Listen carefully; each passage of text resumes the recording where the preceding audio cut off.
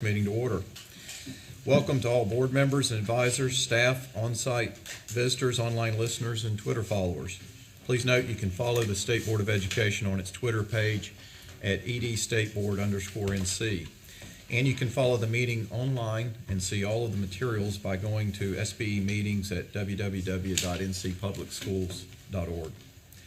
For our visitors and those listening online, today's agenda involves our board discussions on agenda items, and tomorrow's agenda is the official meeting when the board will vote on its action items. February brings a month of celebrations in our schools across the state, and we're delighted to join our students and educators in celebrating a number of those items this month, including Black History Month, also known as African American History Month, Career and Technical Education Month, and the National School Counseling Week. We're also delighted to have over the next 2 days a number of our local superintendents who will be joining us. We appreciate your service and dedication to the students across the state. Those superintendents include from Region 1, Dr. Keith Parker from Elizabeth City Pasquotank Schools. Please stand if you're present today. Region 2, Dr. David Lewis from Wayne County Schools and Dr. Ben Thigpen from Jones County Schools. Our own Region 3, Dr. Valerie Bridges from Edgecombe County Schools. Region 5, Dr. Emily Light from Davidson County Schools. Region 6, Dr. Jeff Booker from Gaston County Schools and Dr. Stephen Fisher from Cleveland County Schools. Region 7, Dr. Don Phipps of Caldwell County. And Region 8, Mr. Chad Calhoun from Mitchell County Schools and Dr. David Sutton from Rutherford County Schools. Would you join me in recognizing our local superintendent?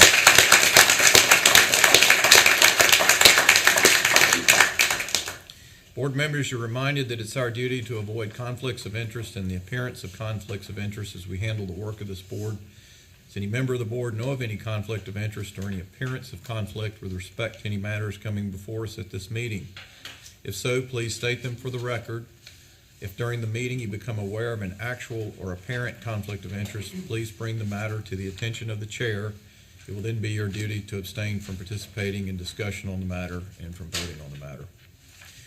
Board members, you received the agenda last week and had the opportunity to review it. I ask if there are any requests for changes to the agenda. Hearing none, I request a motion to approve the February 1st and 2nd, 2023 meeting agenda. Motion by Mr. Keenan, second. Second by Mr. Hall. Dr. Petrie Martin. Dr. Oxendine. Yes. Mrs. Kamnitz. Yes. Mr. Keenan. Yes. Mr. Hall. Yes. Dr. Tipton Rogers. Mrs. White. Mr. Blackburn. Yes. Dr. Ford. Treasurer Falwell. Lieutenant Governor Robinson. Vice Chair Duncan. Yes.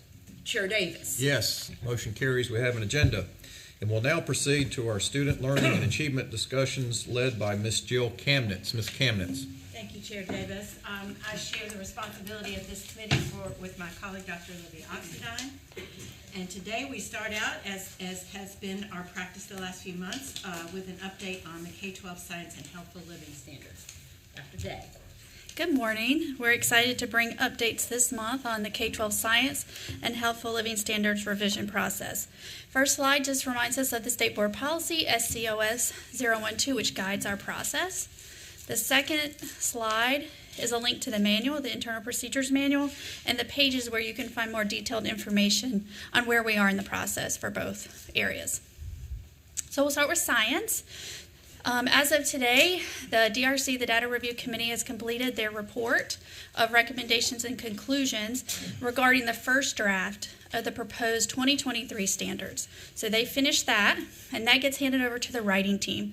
And they are scheduled to meet early next week to review the report and recommendations and begin their work on making edits and revisions to the draft standards, which will create a second draft of the proposed standards. And right now, tentatively, we're hoping to release that for public review at the end of this month.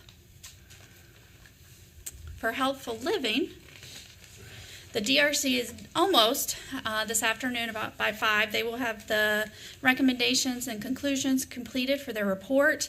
The writing team will come together the 7th and 8th of next week to begin their work on a first draft of the proposed standards. Hopefully those will be finished and out for public review mid-March. Science and Healthful Living are a little bit, their timelines are a little different because of a delay we had earlier with Healthful Living. So you'll see Science is getting ready to come up on a second draft of the proposed standards, and Healthful Living, we will have a first draft mid-March. Any questions for Dr. Day? Thank you. We're moving right along. A second item of new business is an update on the North Carolina School Performance Grades redesign. The committee met yesterday, and Dr. Smith and Dr. Marr have a lot to report and some things for us to talk about. Well, good morning, Chair Davis, Vice Chair Duncan, Superintendent Truitt, board members, advisors, and those of us joining us in the audience and virtually online. Good morning. My name is Andrew Smith. Today, Dr. Marr and I are going to talk to you about an update on the progress we've been making as an agency toward examining school performance grades for North Carolina. The last time we met was in December, and at that point, we provided you with an overview of the process that we had completed up until December. Since that meeting, a lot has happened. So if you've been keeping up with this diagram, the gold star has been bouncing around across our diagram, and I'm very excited to say that we are now into January and moving right along with this process. So I do want to talk about what's happened since we last talked in December, because there has been a lot of work that's been going on. There are really two streams of work happening concurrently. First, has been the robust stakeholder engagement, and then secondly has been an internal review of the indicators by our accountability experts to examine validity and reliability. So as it relates to stakeholder engagement, Michael Marr and I have met with all 8 RESAs and the superintendents. We traveled across the state to meet with them in the month of December and very early in January. During that time, we met with them to look specifically at all of the indicators. We took time to walk through each one and then stop, pause, and ask for superintendent feedback on each one. We compiled that data along with meeting with charter leaders as well. We understand that school performance grades are super important to charter leaders. As you know, we have renewals that are coming up, and school performance grades fall into that renewal process. We took the data from that and then gave that to our accountability experts. We then met again with superintendents in January in a large group setting to hear from everyone at once we had compiled some of the data, the things we're going to share with you today. We've also met with the Governor's Drive Task Force as well as the Governor's Teacher Advisory Council. And then yesterday we were very excited to have our final advisory group meeting that we brought together our stakeholders, that 45-member group, diverse stakeholders from across the state, to show them, much like we're going to show you today, where we are with the indicators. The other stream is around the accountability work and reviewing the indicators. And so Dr. Tammy Howard has been leading that work with her team and has been looking at the reliability and the validity of each of the indicators, as well as understanding how we might collect data for some of them and the feasibility for those individual indicators being implemented in our districts. So based upon all the feedback we've gotten, we have narrowed down the affectionate long list to a shorter list. And so the way we've done that is represented in these 4 bullets.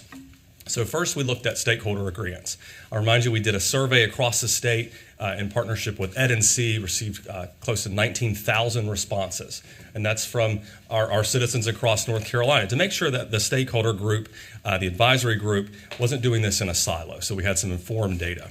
Based upon that, as well as feedback from the many stakeholder engagements we've been conducting since September, we began to narrow that list based upon agreements around what truly measures school quality in North Carolina. We also noticed overlap in some of the indicators. So what you'll see is that some of the indicators have been collapsed together because they really do have similar characteristics. Anything that had little agreements was removed from the model as well. And then finally, the tough work, and that's the work that Dr. Tammy Howard's team is doing, is looking at these indicators and saying, can we have validity and reliability in the measurements? And that doesn't mean that the indicator isn't valid and that it could be a measure of school quality. It's just that it can't be included in a model where we think about accountability as a capital A, something that has implications for school performance grades. So that's the process that we've done, and now Dr. Marr is going to talk to you about where we've landed with those shortlists. Okay. Good morning. Thank you again. So where we seem to have settled now are on these 8 potential indicators that we will now spend some time, as Andrew mentioned, looking at kind of validity, reliability, kind of systems. Can we in fact, implement these in a school with fidelity? And so on the academic side, we're looking at extended high school graduation rate. So you'll remember we talked a little bit about the 4-year graduation rate is required under federal law. We would add a 5th-year cohort graduation rate. This is sort of a value add for schools because of the work that they do to kind of get kids across the finish line. So we want to make sure that we are providing credit for the work that is being done to help students graduate. Improving student group performance. So we talked a lot about this idea of closing gaps. So one of the things we saw with the pandemic was a widening of achievement gap for students of color in particular, and economically disadvantaged students. What we have settled on here is this idea that we would look at the improvement of student subgroups potentially in their something like their scale score. So how are students improving towards the idea of proficiency or towards this model of proficiency over time?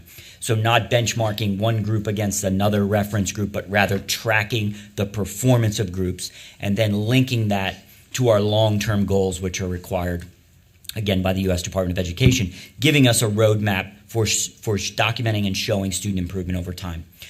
Third, looking at post-secondary outcomes. So this idea of employed, enlisted, enrolled. We're going to work on this language a little bit. It may end up settling more around the idea of employable, enlisted, enrolled. And so the idea is we can track enrollments and enlistments. Employability is a little more difficult. And then fourth is post-secondary preparation inputs. So the idea that students have an opportunity to participate in some sort of capstone level course that is aligned with their post-secondary plan. So in the high school, this of course is inherently honors courses. That would include CTE courses. It includes work-based learning experiences, trying to get that full gamut of experiences for kids that lead to their plan. At the middle school level, this would be career development planning. So every student has a career development plan that they then use to track and monitor and prepare for their high school experience and so on. At the elementary level, this is, do students have opportunities to explore these various careers and opportunities that they might have in front of them? So looking at unduplicated headcount of students who are involved in these kinds of programs. The reason we do unduplicated headcount is we want to be sure that this is not a resourcing issue, so that one school has a number of courses available. It's not about the number of courses, it's whether or not kids had an opportunity to participate in the courses. And then school quality indicators, we're looking at intra and extracurricular activities. As we know, the co-curricular experience is really important to the whole child development. So do kids have an opportunity to participate beyond just school classes? Next are the durable skills. As you know, these are really important to us. So in line with the portrait of the graduate, we are, as you know, contracting to work on kind of the next phase of the durable skills and how we measure those. And so that the measurement of those skills will be part of the work that we're trying to accomplish. Third is the idea of chronic absenteeism. In light of, prior to the pandemic, but then also related to the pandemic, we've seen increasing rates of student absenteeism. Students can't learn if they're not in school. And so we want to be sure that we send the message that attendance is important. We want kids in school.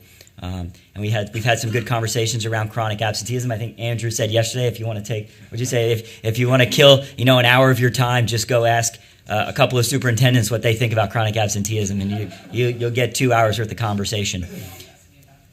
The issue around chronic absenteeism, though, is before now, it's not really been one of these benchmarked measures that we're really kind of focusing in on. And by making it one of those measures that we show is really important, now we dedicate resources and time, and it matters. So it's really about reframing when we think about school quality around some of these indicators. And then lastly is this idea of school climate. We heard regularly from parents and others around things like school safety and then school involvement. And we wanted to be sure, as I'd mentioned in some of our previous presentations, we did not want to have indicators that led to some sort of a perverse incentive, right? So if you included something like discipline, well, all of a sudden, if we stop suspending students, then what does that mean around the kind of school culture and school quality? So this kind of fourth measure, the school climate, is a little more encompassing of a variety of contextual factors. Potentially could include things like parent survey, staff survey, aligning perhaps the teacher working conditions survey. So we'll be looking at how we can bring those together in a more kind of robust measure. So any questions at this point? Yes, sir. Is number 2 under academic indicators, is that talking about growth? It does talk about growth. Yes, sir. Yes, sir. Yes, ma'am. Yes, ma'am. Yes, I do have a couple, one question, and I'll try not to roll into another. So, comment first, because I know very little about all the background work that has been poured into this discussion around the model, I'm uncomfortable with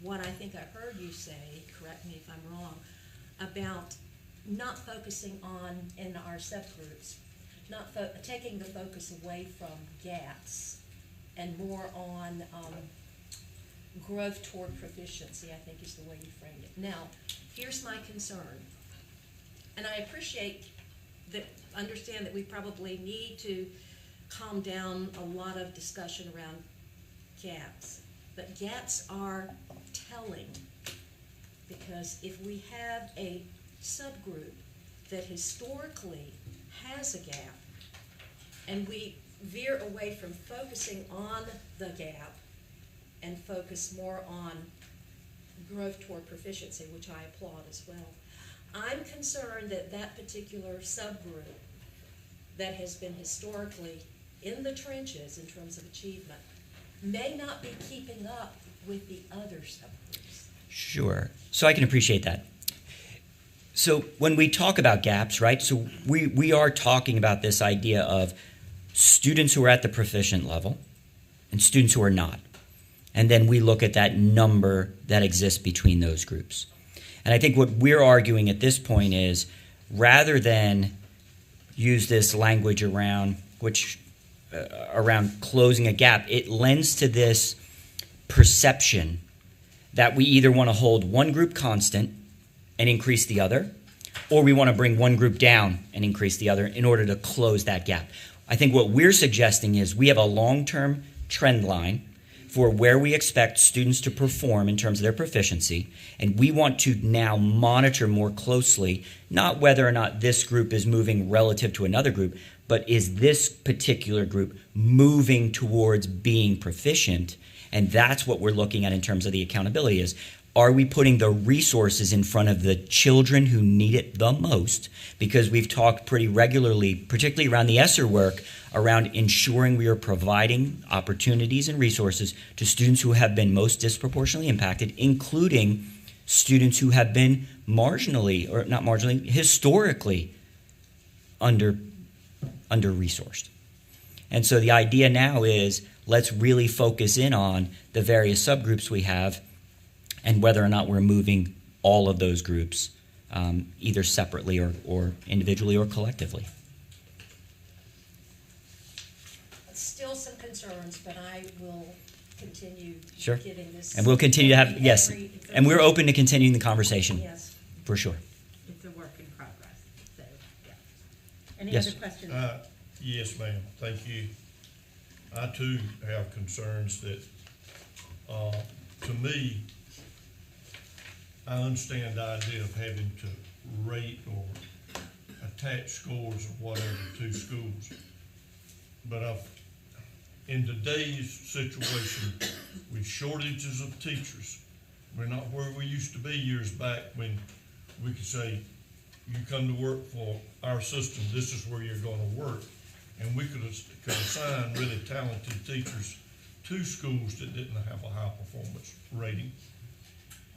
And I'm afraid that we're going to wind up with, because of the ratings, teachers gravitating to where the proficient levels are because of the other incentives that are offered by the state that they don't feel like they can achieve that or earn those extra dollars at the low-performing schools or those that are ranked that way.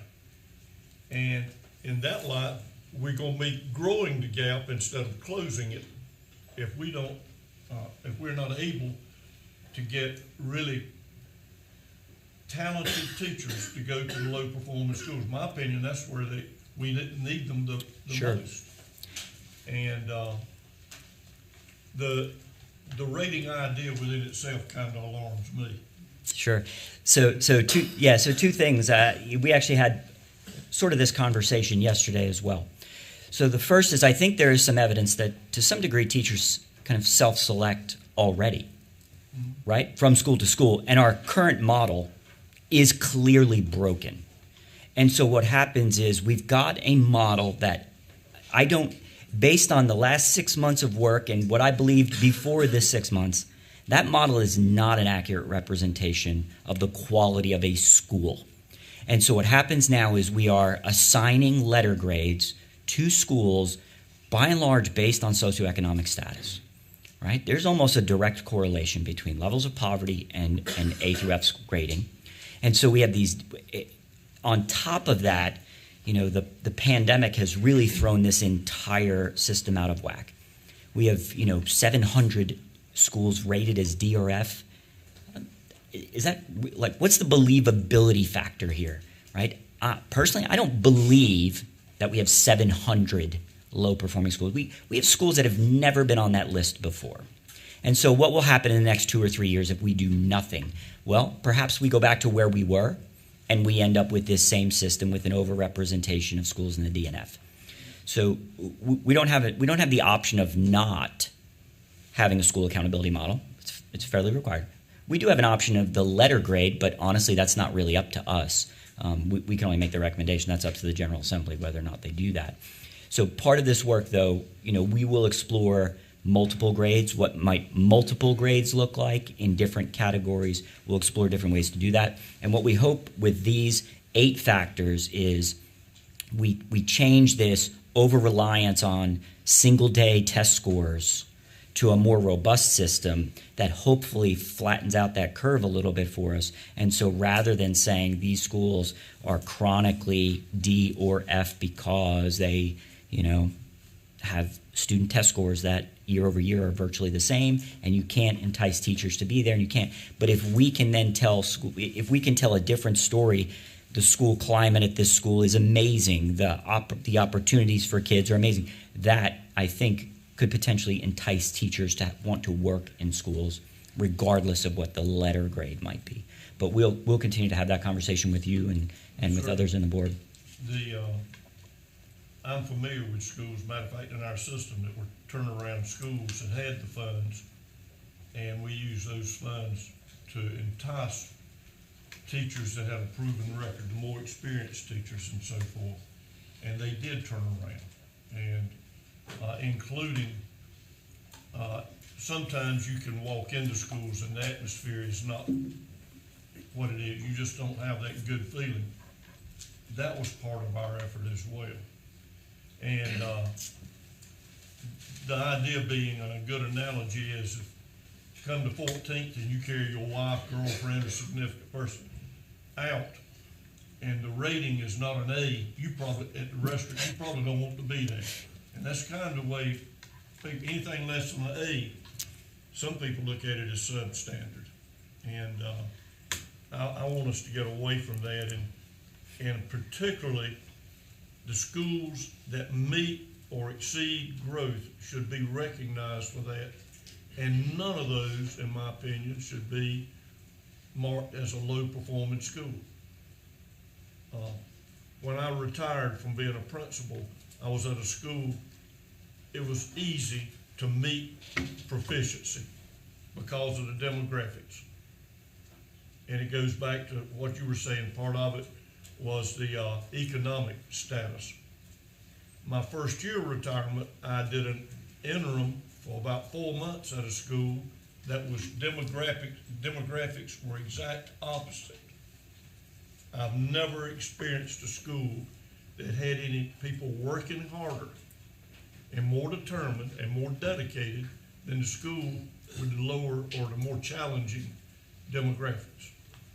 And so to me, to my school system superintendent, the school board association, everybody I know feels like that recognition should be given. And because that is, if you're not gaining growth, you aren't working towards proficiency. Even if you're already at proficiency level and you do not make growth, you're working towards a low performance status. So Sure. to me, it should be recognized, and I think my colleagues and people feel the same way. That's a great segue to the next slide. Our next slide, The yeah. next item of discussion. Yeah, so yesterday as well, and all along this kind of this 6-month journey we've had, we've talked pretty consistently about the idea of proficiency and growth. North Carolina, as you'll remember, is currently in 80% proficiency, 20% growth. This is not, it's not required by the federal government in terms of the amount that we place on either of these categories. What we do know is that the emphasis on proficiency has had a significant impact on the distribution of grades on schools across the state of North Carolina. And then, there are significant implications for adjusting the weighting. So moving from an 80-20 to a 70-30, 60-40, or 50-50 will have implications on the letter grades themselves, but it also has, larger implications around the work that we do. Part of this work, of course, will relate to the CSI, TSI lists, right? So the idea that we are looking at. And we want to be careful that we don't have grades that misrepresent perhaps quality in one way or another. So this is something that's going to take us quite a bit of work in terms of modeling to ensure that these things are appropriate. And I think what we see right now is they're not entirely appropriate. So we'll have that, but I'd welcome any questions, conversation, or comments about the ratings, the 80-20 in particular. And again, to go back to the survey, that was one of the messages that came across loud and clear from parents Yes, and teachers, that this was something that needed to be addressed. yes. I can be briefer than I was before. Quickly, because I know there's some other people that do. Yes, ma'am. Has there been any attention shown to not having one ratio for everybody? Because when you're really in the high proficiency level, it's difficult to gain as much growth.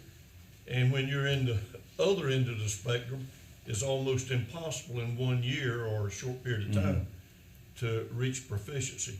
Has there been any discussion about taking categories where you are and what's expected as far as growth and So, proficiency? I have to discuss. Have a sliding scale, Yeah, for yeah. lack of a better term. I'd have to discuss that with Dr. Howard. I'm not sure about the implications kind of on our federal requirements if we were to do something like that. But we're certainly looking at a variety of models. So we're going to model over the next several months Yeah, thank you. to get to that. Any other comments on this balance of, yes? Thank you for all you've done so far. It's looks phenomenally good.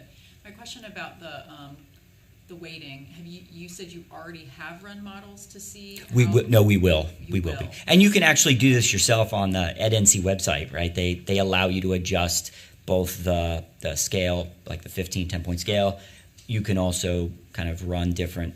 Models. So yeah, you can run different models yourself. What we're actually going to be trying to do is not only model the growth proficiency piece, but in a multi-indicator model, those things change. And so there's an impact. So this is where the actual, right, is that the last question about proficiency? Because I think this ties into the next slide as well. Did you ask your question? I did, yeah. So really this gets into kind of our next steps. And so I've actually begun thinking about this work in 3 phases. So we have now completed phase 1. And phase 1 was sort of a due diligence. Let's go out, let's explore what individuals and folks across the spectrum are interested in. What does the current system look like? What are the pros and cons of the current system? What are the potential options in front of us? The second phase of the work is just what we will begin now. As Andrew mentioned, we are going to be developing a superintendent and charter leader advisory group. And so this is specifically because we now need to work directly with school leaders on the next phase. So the next phase will include not only the modeling, so looking at the different weights being assigned to either indicators or the growth proficiency, but there's also an implementation piece to this. So we've got to test out, for example, whether or not we can, with fidelity, deploy a parent survey, right? And there's a lot of data that says that's really, really hard to do. So we're going to be looking for partners, and we've actually been already talking with some districts and some superintendents about being partners in this next phase of the work. So we'll be doing kind of a two-part over the next probably 8 months or so, both looking at the model and building out kind of those different pieces, but also looking at the implementation and seeing if we can do that, so that ultimately, if you've not seen, House Bill 26 was filed recently, and I think made through committee yesterday. House Bill 26 actually, I think, is the maybe. I don't know the right word. I don't know what word I'm looking for, but essentially within House Bill 26, there is a provision that says that DPI shall report April 15th on this work. And then we shall report again February of 2024 with recommendations. So that feels like a good testament that folks are really paying attention, are interested in this work, and are expecting us to bring something to them after we do our work of ensuring we bring a model forward that the field believes is believable and credible and accurate, right, is a good representation of school performance. So that's really our next now almost year, I guess, a year of work ahead of us. So first phase complete, second phase will be testing the model, third phase will be the implementation, and so that's where we are. Dr. Marr, will the report that goes to the General Assembly be any different than the report you just gave? It perhaps will, and we'll be happy to work Dr. Petrie Martin to either bring it to you here or to get it to you in a Friday update. How will it be different? So we are also going to include more of the work that we did around other states, what we found in other states, and so some of those pieces as well. Yeah, we would appreciate being informed of that before it goes to the General Assembly. Yes, for sure. I just want to say I've enjoyed being a part of this. This is I am from one of those low socioeconomic, high growth schools that does a really hard work to get a C. So I appreciate this work, and I think those of us in that position understood. We knew what we didn't like about the current model, and I don't think I gained a greater appreciation to working in it how hard it was to create one that does work, and that has multiple perspectives of the hard work that goes on in lots of different schools. So this has been really enlightening work, and I appreciate the time and attention you guys are putting into it. Yeah, thank you. Thanks for being part of the group, and thanks to Ms. Kamnitz for her engagement as well for the last 6 months with us. I mean, I'd like to shout out to all of the people that really worked hard and fast on this and put their hearts into it, and the discussions were just exactly what you want to hear from beginning to end on what we were looking for and what we were trying to achieve. And I think that there was a lot of unity in what we were trying to achieve, which was to reflect what's actually happening in our schools, not just on one test day. And that's a hard thing to do because a lot of it is difficult to measure, but it's worth the effort. So. Yes, ma'am. Yes, Vice Chair. Can I just ask, as you continue this work, to think about how disaggregated data for both schools and districts figures into the equation? This maybe goes less into the accountability grade per se, but although it ultimately is some factor, but it certainly goes to how we improve the quality of our schools, which fundamentally is what we're all about. It's the most important thing. It's not the letter grade. It is how are we improving the lives of our children. There are schools that have very high proficiency grades, but if you disaggregate the data, there is a huge gap, larger than in other schools that don't have a high proficiency grade, between different groups. And that's true in districts as well, not just individual schools. And so if we don't pay attention to that, then we're not doing the work, we're not doing the focus within the schools and within the districts that needs to be had in order to try to turn around the results that we are achieving for some of our students and asking the difficult questions of why are we not getting to those results, A. B, how do we get to better outcomes for these children? And so I don't want the notion of disaggregated data. This stems from the GAP conversation, Yep. which stems ultimately from disaggregated data. Disaggregated data is really important for how we improve our schools, and I don't think it can get lost in this process completely. And I would ask that you could. And that will absolutely be part of the process. It's required under federal law, and we will continue to do it as well. And actually, part of this will be a reform of the actual report card itself, and we've talked about turning that into a far more dynamic of a report card for people, so more in lines with like a Tableau as opposed to just a static page. Thank you, Dr. Murray, Dr. Smith. All right, thank you very much. Moving along to SLA 1, which is an action on first read. This is a approval tomorrow of remote academy applications for the 23-24 school year. Ms. Davis is going to bring us up to date on what this is all about. Good morning.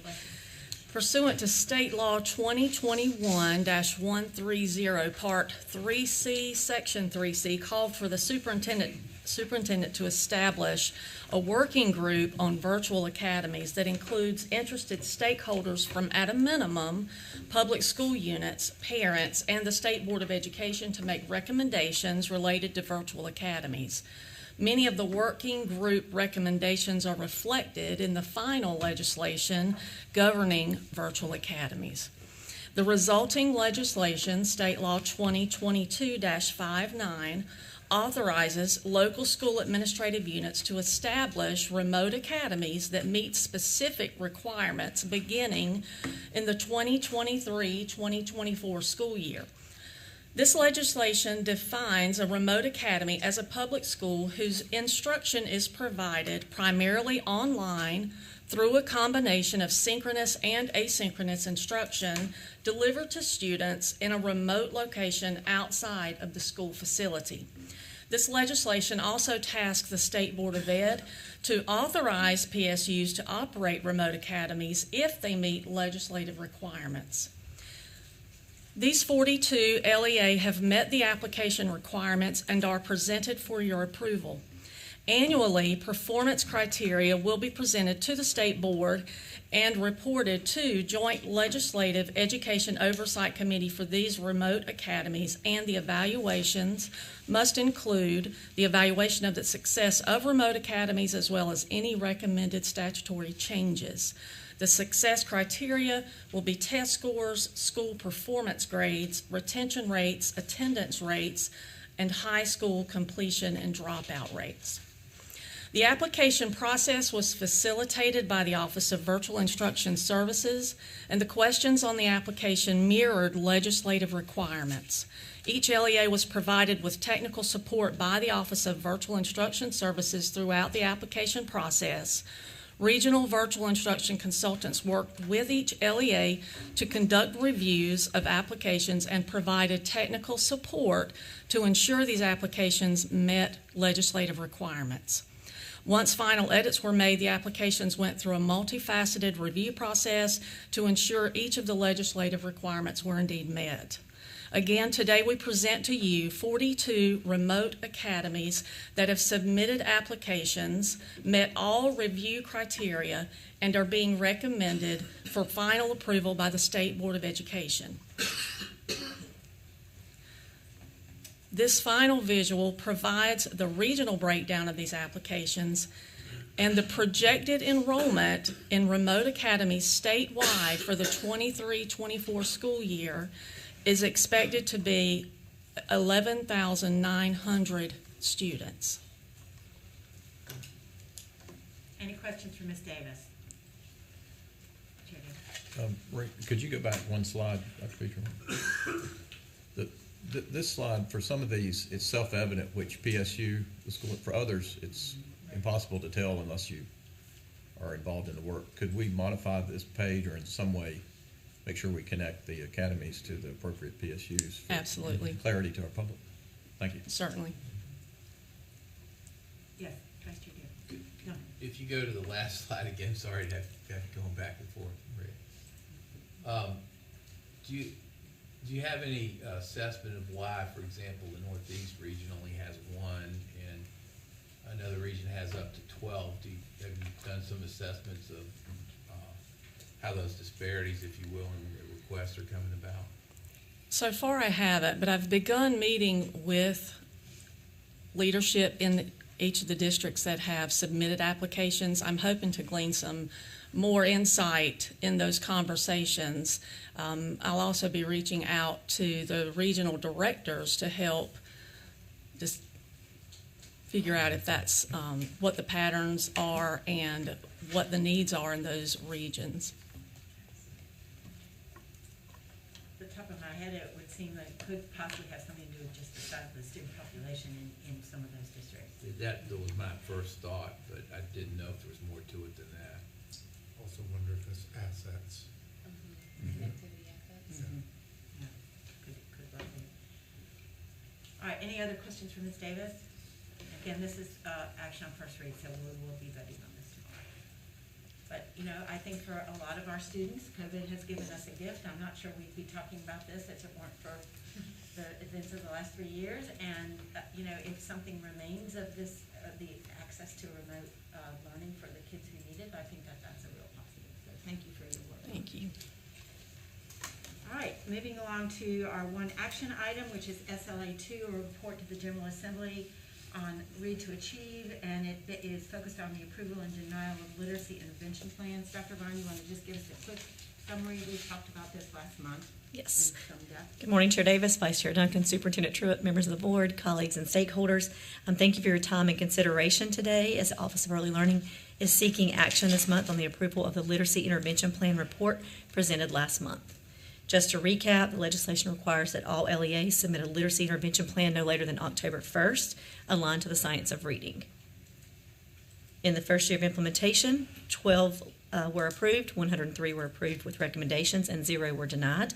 We're going to continue to work with districts as they learn more about the science of reading through the Letters Professional Development. And over the last month, we've received no questions or concerns, and the report we're submitting has no changes.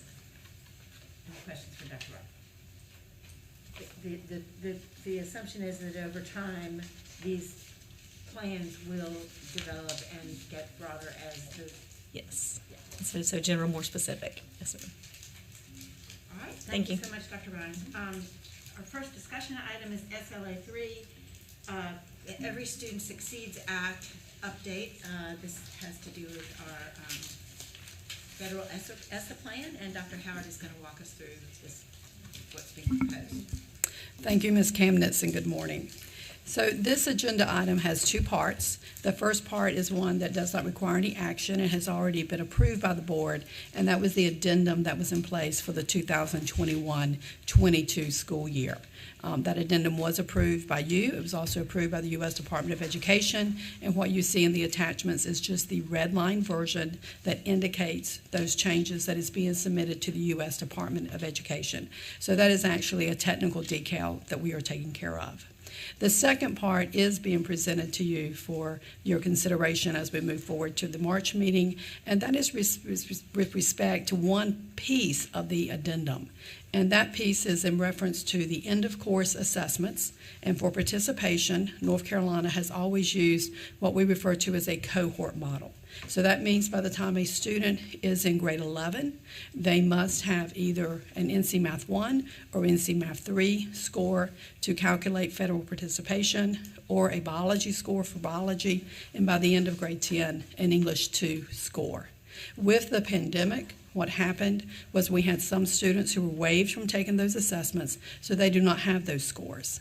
As part of the addendum for 2021-22, we did get approval to use what we call a current year participation model.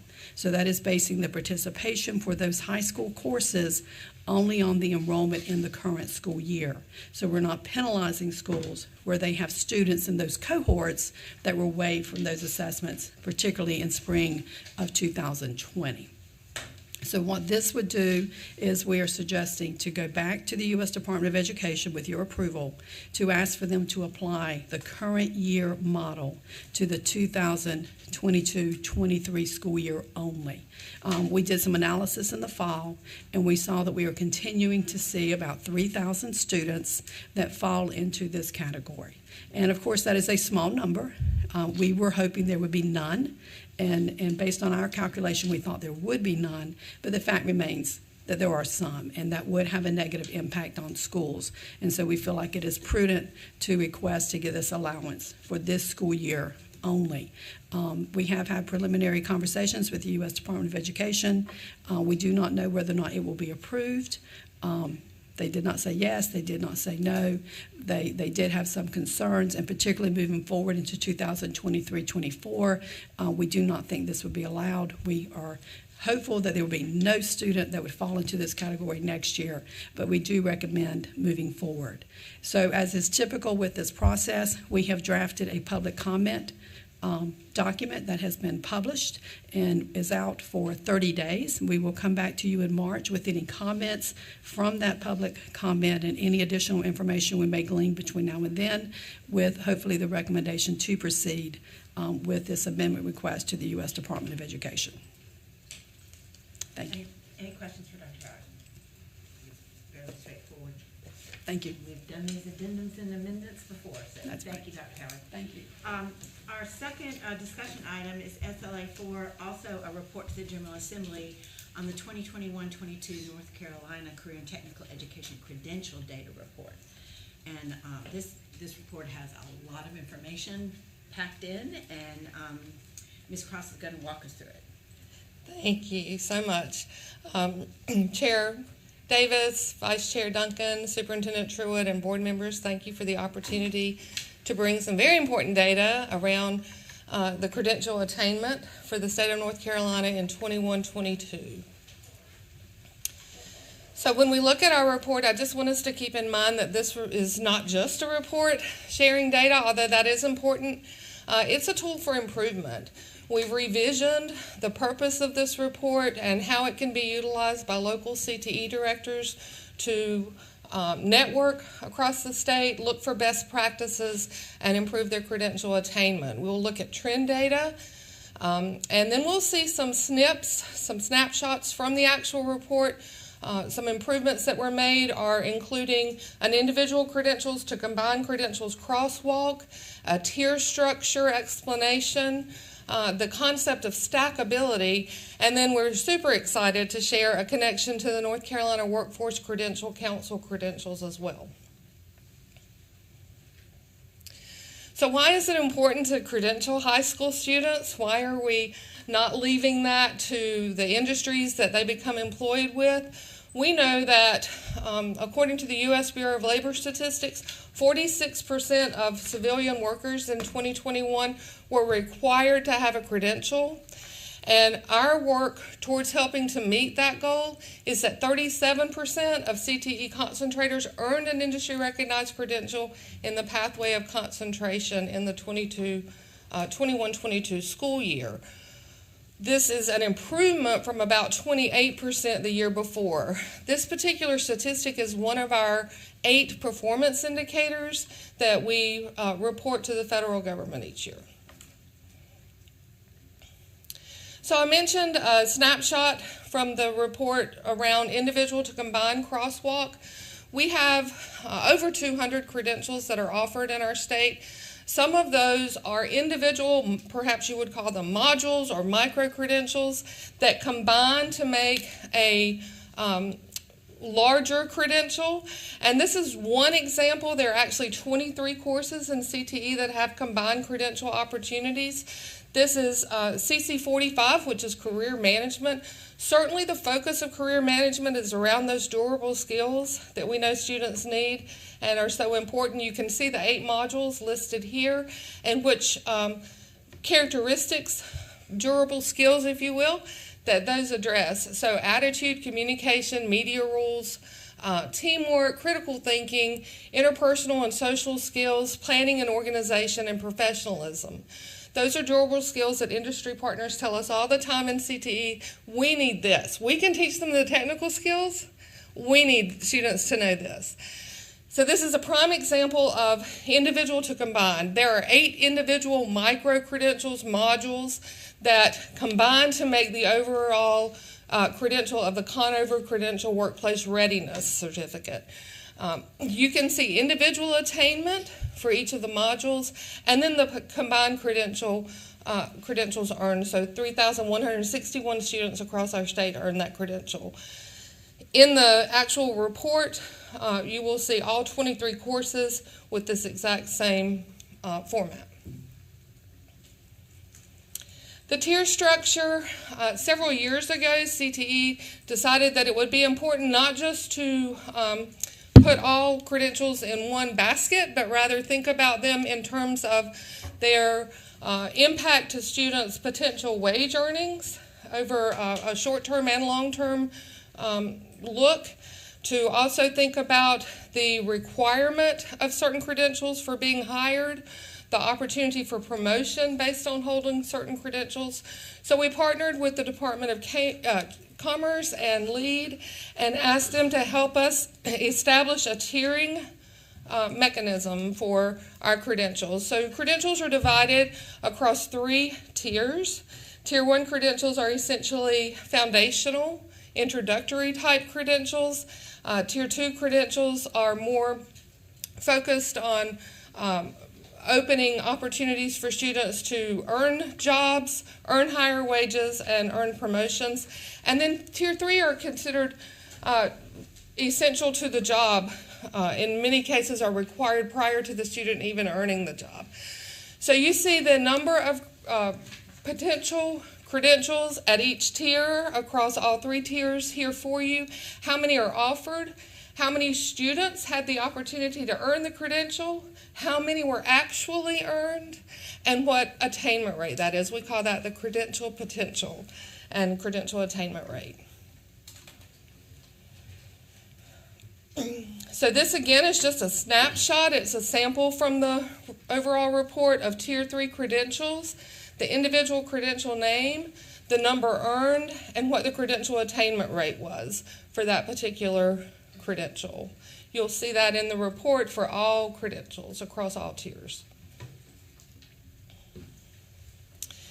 The concept of stackability is extremely important to a discussion about credentials.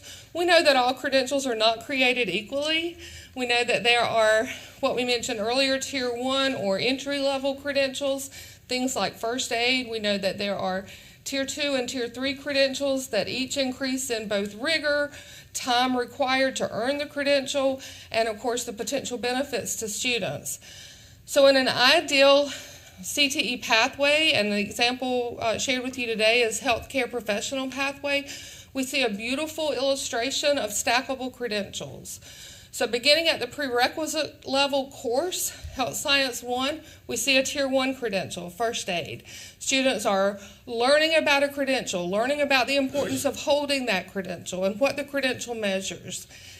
And of course, learning important technical skills.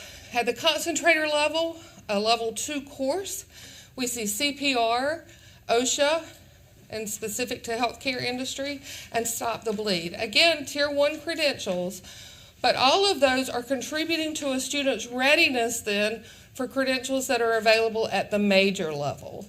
At the major level, we have multiple courses in this pathway. In nursing fundamentals, for instance, a student can earn their CNA, Certified Nurse Assistant certification, or the North Carolina Nurse Aid 1 credential, which is a Tier 2 credential. In pharmacy tech, students can earn their pharmacy technician credential. In fundamentals of gerontology, there's a credential there, an endorsement, and the same in public health fundamentals. Notice that at the major level, all those credentials are Tier 2 and Tier 3. Here's what we also know about enrollment and access to those. Students in high school are still exploring and thinking about their future job opportunities, and we know that enrollment at each level is reduced. Students take Health Science 1 and decide, nope, blood's not for me, this is not my pathway, and they switch to a different pathway that seems more aligned with their passions and future goals. And so because of that, we see fewer opportunities. We also know that at the major level, there are, in cases like nursing fundamentals, caps, limited enrollment courses, where only, for instance, 10 students can enroll in a nursing fundamentals class due to regulations around that course. So the concept of stackability takes into account both the progression of credentials as they align to the pathway and the increasing rigor and potential benefits to students across the pathway. And I mentioned earlier our connection to the North Carolina workforce credentials. So we knew as soon as that work started with My Future NC, we knew that our students were earning these credentials. And for the first time, we incorporated that data into this report. Just to refresh your memory, you know that My Future NC has a goal of 2 million adults between the ages of 25 and 44 holding credentials by the year 2030. If you go to their website today, you'll see that in terms of being on track to reach that goal, they were about 3,300 credentials short of where they wanted to be right now. Well, we're helping them because almost 41,000 of our credentials that were earned in 22 are aligned to the North Carolina Workforce Credentials Council list. We offer 70 of the approximately 160 credentials on their list. We actually earned credentials in 64 of those 70. The remaining 6 we're working on. In some cases, those were brand new last year, and it takes a moment sometimes for districts to get their implementation plan in place and actually start earning those credentials. So of all the credentials we earned in 21-22, 113,573 of those, or 36%, were on the list. 36% of the 113,000, which is almost 41,000, are on the North Carolina Workforce Credentials list.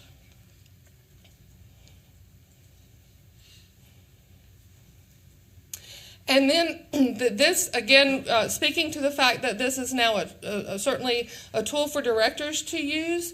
If I'm a director and I'm interested in increasing my attainment with a particular credential that we know is aligned to the North Carolina Workforce Credentials Council list, then I can go into the report. I can see what the credentials are that we offer that are on their list. I can see how many were earned, and then specifically I can see the PSU with the highest attainment.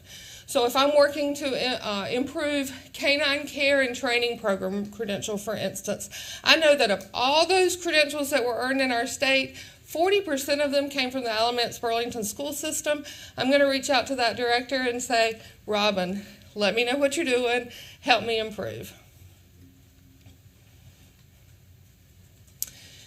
So as we now dig into the trend data and we look at our attainment from 2010 to 2022, we see certainly some spikes and some valleys, and we want to begin at our initial reporting in 2010-11 and just talk about some of those different segments of time. So we see 5 years of steady increase right after we decided to start reporting, collecting and reporting credentials that were earned. At that point, and this was mentioned earlier in one of the other reports, is that once you make something a part of an accountability model or you start reporting that out and there's a focus on it, you're going to see increased performance. And we see that here with 5 years of steady increase. We see a significant spike on the next slide as we approach the 2017-18 school year. That's due to a change in NCCER reporting. Prior to that year, those combined credentials were just reported that way. If you earned all 10 credentials in core construction, you were reported as one. But the spike indicates when we started reporting those as 10 separate credentials in the individual credential report.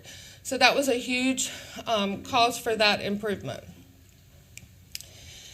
And then we see a little bit of a leveling off until the 2019-2020 school year, where, like so many other measures, we see a significant COVID slide. Many of our credentials require in-person interactions, which just were not available that year. We are excited that we were able to offer students the opportunity to defer credentials rather than to deny them those credentials. So we have seen students go back and be able to pick up credentials that they would have earned in that school year and were not able to do. We also removed work keys from our individual credential reporting for a couple of reasons. One, it no longer falls under the CTE umbrella, but rather falls with our friends in accountability.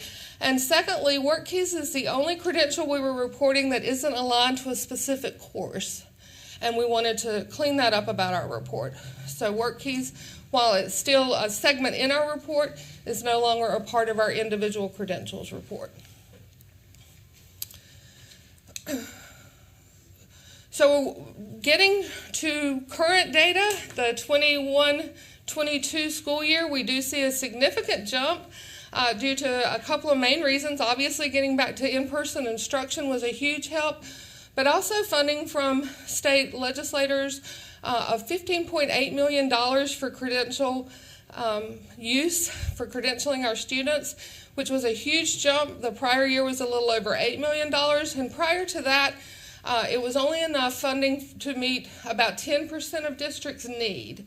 In other words, if you take all the credentials that students have the potential to earn in that district, we were only able to provide them about 10% of the cost of those credentials, whereas this past year we were over 98% funded. So that of course, contributed to that spike. This data, as I mentioned earlier, there's some data that's supplemental to the report, just for your information. So we wanted to look at a comparison between charters or special districts versus LEAs. And so here you see credential attainment by charter schools, and the vast majority, over 50, of charter schools who had students who could earn credentials only returned on that investment less than 10% of those credentials being earned. When we layer LEAs on top, you see a significant shift in performance to districts earning 31% or more of the potential credentials that are available in their districts.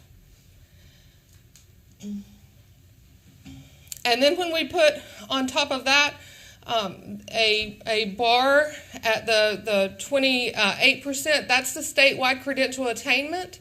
And we know that 52% of our LEAs are above that credential attainment rate. So we see a vast number of our districts being incredibly not only successful with credential attainment, but also doing a very nice job of continuing to improve that attainment.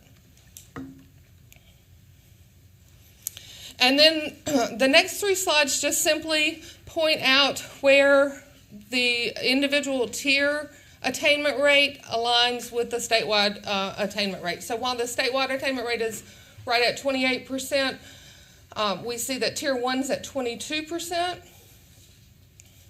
And the next slide shows us Tier 2, which is at 27%, right at the state average. And then Tier 3,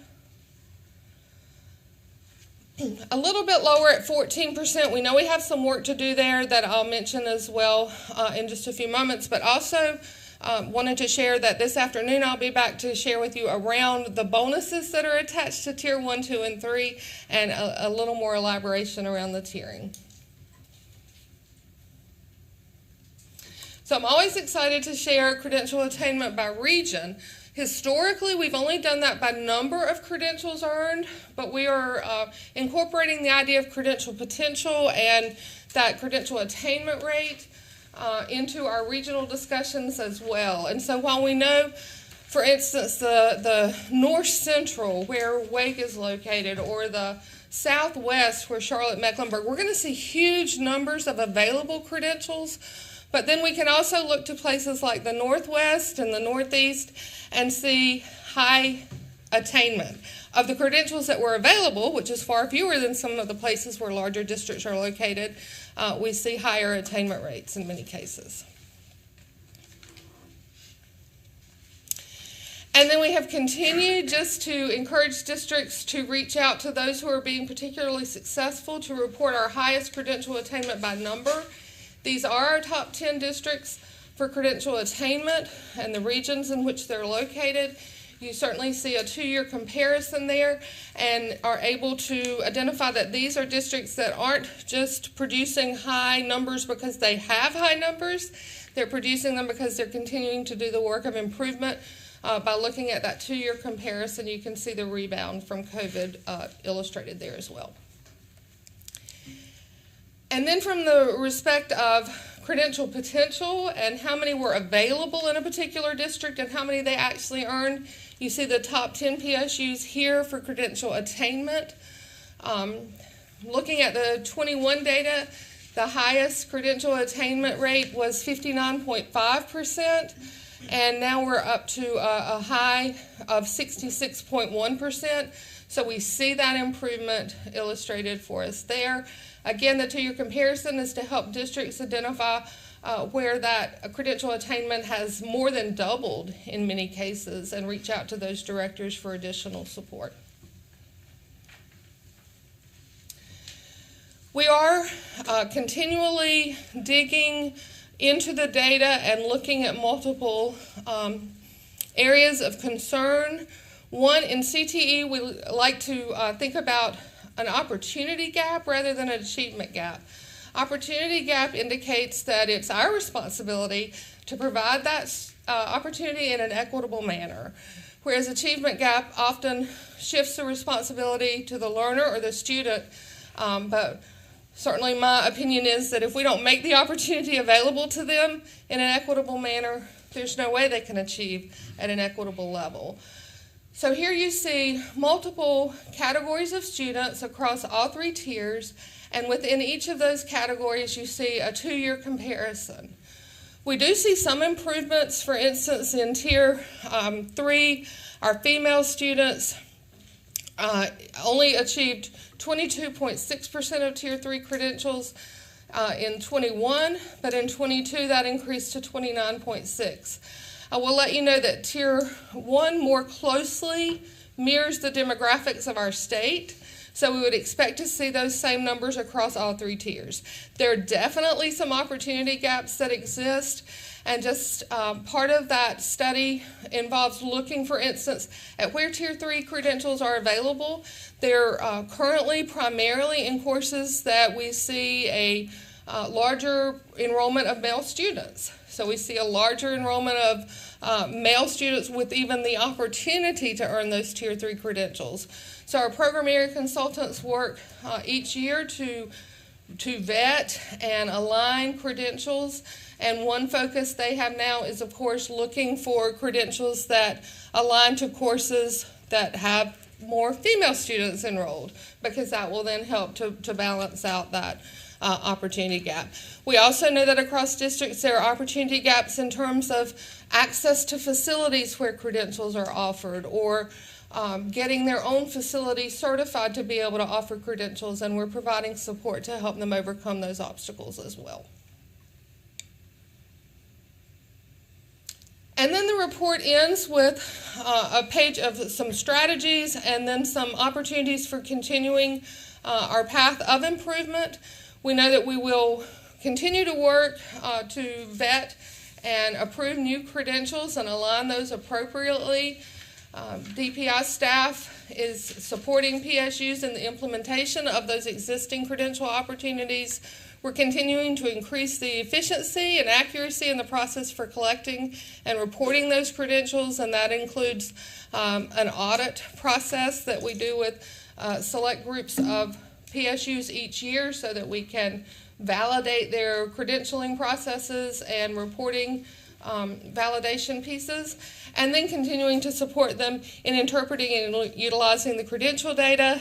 Again, we know that report that was more aligned to what you were seeing historically of lots of numbers means nothing if it's not then attached to best practices, and so that's our work as we support PSUs with their credential data.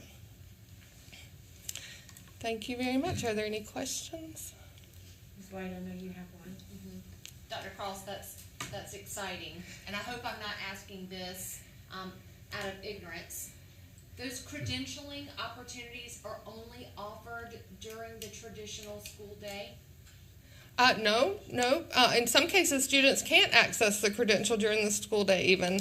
They have to sometimes report to a separate facility for testing.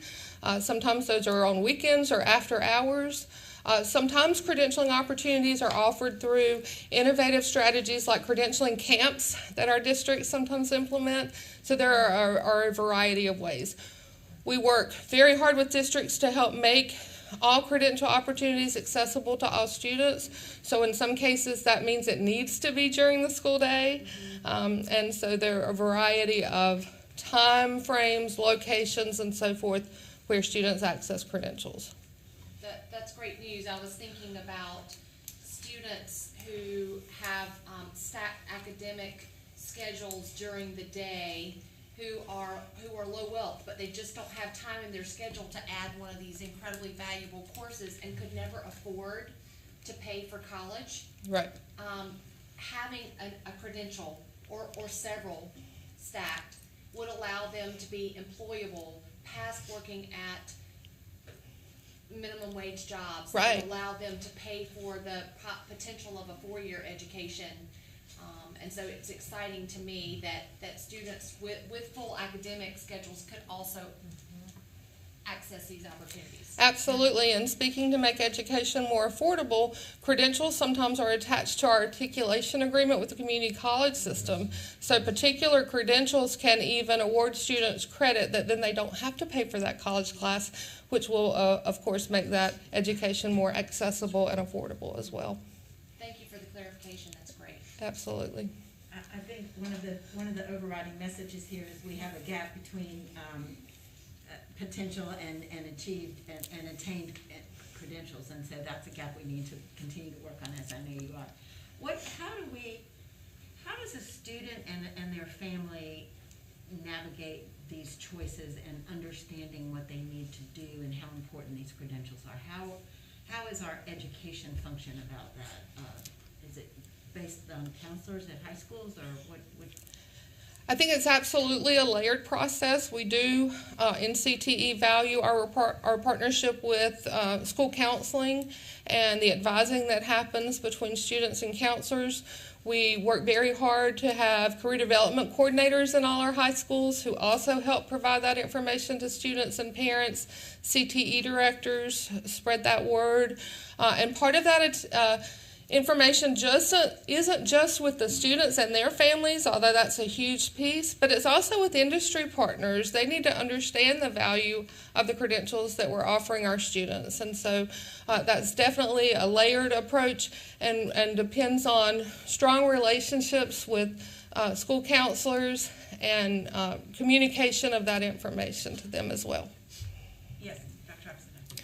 I'm just fascinated by this report, and in our pre-meeting maybe a week or so ago, I still have questions, but good questions, I hope. I'm wondering, I'm thinking about one of your frames that had to do with the credential potential and those high earners, those districts that were out there. I'm wondering if there is any way, or maybe you already collect this data, a relationship between those Tier 3 credentials and the market needs, the labor needs within the region. For instance, if we have X number of students graduating with lots of credentials at the tier, are they able to get jobs? Is it responsive? Right. Are those credentials responsive to the job needs? Absolutely. So inherent to the actual tiering process is a connection to labor market needs. And the value of those credentials as viewed by the industry partners. So that work is certainly done. And then to break it down to a regional or even local level, the credentials that are reported here are considered statewide credentials, but we know across our state we have, just like we have some local course options that are only offered in a particular district or region, things like boat building We wouldn't have that in Macon County, but that exists on the coast of North Carolina. Credentials are the same way, and some of those localized credentials aren't a part of our statewide reporting, but local directors collect and report that data to their local stakeholders as well. So, Very good. And then a final question, if I may. I'm thinking about this nursing fundamentals, which was the an early PowerPoint frame. It's tier 3. Yes, ma'am. I would think that a classroom would have to have special equipment. Absolutely, they do. And not only that, they have to be authorized as a testing facility. And you'll see districts as large as Guilford, for instance, where there are almost there are 30-ish high schools, most of which offer nursing fundamentals, but only 4 testing sites within that district because of some of the requirements around getting the facility certified as a testing site. Thank you so much. Absolutely. Yes. Thank you, Madam Chair. Exciting work, well-founded work that need to be done. About 2 weeks ago, I served on a local representative for Workforce Development Board. And this came up about businesses, what they are thinking of versus the durable skills. And that keep flopping around. And I heard you mention the fact that 46% of the businesses, the business world, is saying, come with these durable skills in place. Right. And we can deal with the training on this lap machine or this and that. And that's where sometimes people get that confused. And we're trying to bridge the gap between PSUs and the Regional Mid-East Commission and dealing with attainment of skills. We even discussed, we brought up to the table, Madam Superintendent, your portrait of a graduate. As a piece of, as we develop programs and to get individuals to be trained, doing that for 2024, having what, 2 million? Yes, sir. Okay, and looking at that, and also looking at the disparity between truck drivers, CDL licensures, and CPN 1, 2, and 3. And there's a big discussion about, well, how can we get more? Now I saw, believe me or not, I still not believe me, but I saw a female back a truck, an 80-foot trailer, right in there. Right. And how in the world she did, I would never understand. So don't tell me they can't do it. But do you wonder that because she was a woman or just because it was a difficult task, period? That's what okay, now look at that. For anyone to do. And of course, it's just showing that if we provide opportunities to all, that we can, they can, anyone can achieve. But it's not about durable skills. We cannot leave durable skills out of the equation. They must be able to comprehend, read, accept directions, get along with others, literacy skills. All that goes into this portrait of a good worker down the road. I thank you for it. It Absolutely. just solidifies some discussions, some things that we're looking at as from the Workforce Development Board and trying to merge, and with the community college. Right. Yes. In helping people to get out of this thing of low-income jobs. Right. You know what I'm saying? We have to help open those doors. Open those doors, opportunities. Absolutely. And that you kept referencing. Thank you for this report. It just validates some things that people laughed about 2 weeks ago when it was brought to the table. But it's true. Thank you so much. Thank you. Thank you so much. I mean, you know, it's going in a magnificent direction, and we look forward to continuing to increase these helping kids understand and families understand how important these credentials are. So, thank you so much for your Thank you, and thank you for your work and your support of CTE. Thank you. great report. Finally, we have one consent item. SLA 5 is a report to the General Assembly on K-12 computer science participation in schools. The report includes a wide variety of data relating to computer science participation. and it's comparative, the current school year with the 4 years prior, so you may want to take a look at that. The report enables us to see trends in instruction as well as data for each PSU as well. So that's a report that will be going to the general assembly. And that is the end of my of the SLI committee work. Thank you, Ms. Kamnitz. We'll now move to our Education, Innovation, and Charter Schools discussion led by Ms. Amy White. Ms. White. Thank you, Chair Davis. Good morning, everyone. I'm Amy White. I'm the chair of the Education, Innovation, and Charter School Committee. I share that responsibility with my friend and colleague, Ms. Jill Kamnitz. We've got 2 action and 2 discussion items for us today. Under action, this is a charter school request from West Triangle High School, and they are before us with a request to change their managing nonprofit. We heard this issue last year and the reasons for which they are requesting to change the nonprofit. We have had our legal department look over those reasons and verify that this is a viable remedy to the problem that they were facing. Does anyone have a question for Ms. Vaquero about West Triangle High School's request to change its nonprofit manager? Okay, wonderful. I'm not seeing any. Then we will move then to the 2022 standard application timeline, application recommendations. Last month, we did have the opportunity to review the schools that were recommended to us from the Charter School Advisory Board. And I'll review for you that there were 4 total applicants who withdrew their application. 7 have been recommended for approval, and then there were 5 applicants that were not recommended. And so today I'm going to give board members an opportunity to ask any further questions about those that are before us for approval. And I have Ms. Ashley Vaquero with the Office of Charter Schools here that will walk us through those, and we'll take one by one, and you'll get to ask questions about each of those. If there aren't any, then she'll move on to the next school, if that's agreeable to the board. Okay, seeing affirmation on that, I'll turn the podium over to Ms. Vaquero. Welcome. All right. Good morning, everyone. I also have with me Mr. Bruce Friend from the Charter Schools Advisory Board, the vice chair. So the first school we have, there's actually 3 movement schools on the applicant list today.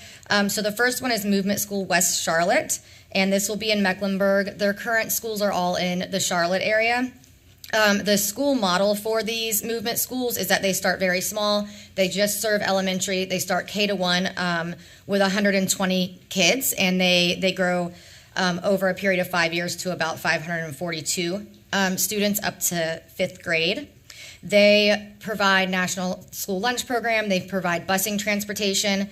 The schools are funded by a foundation called Movement Foundation, which is related to I believe it's called Movement Realty.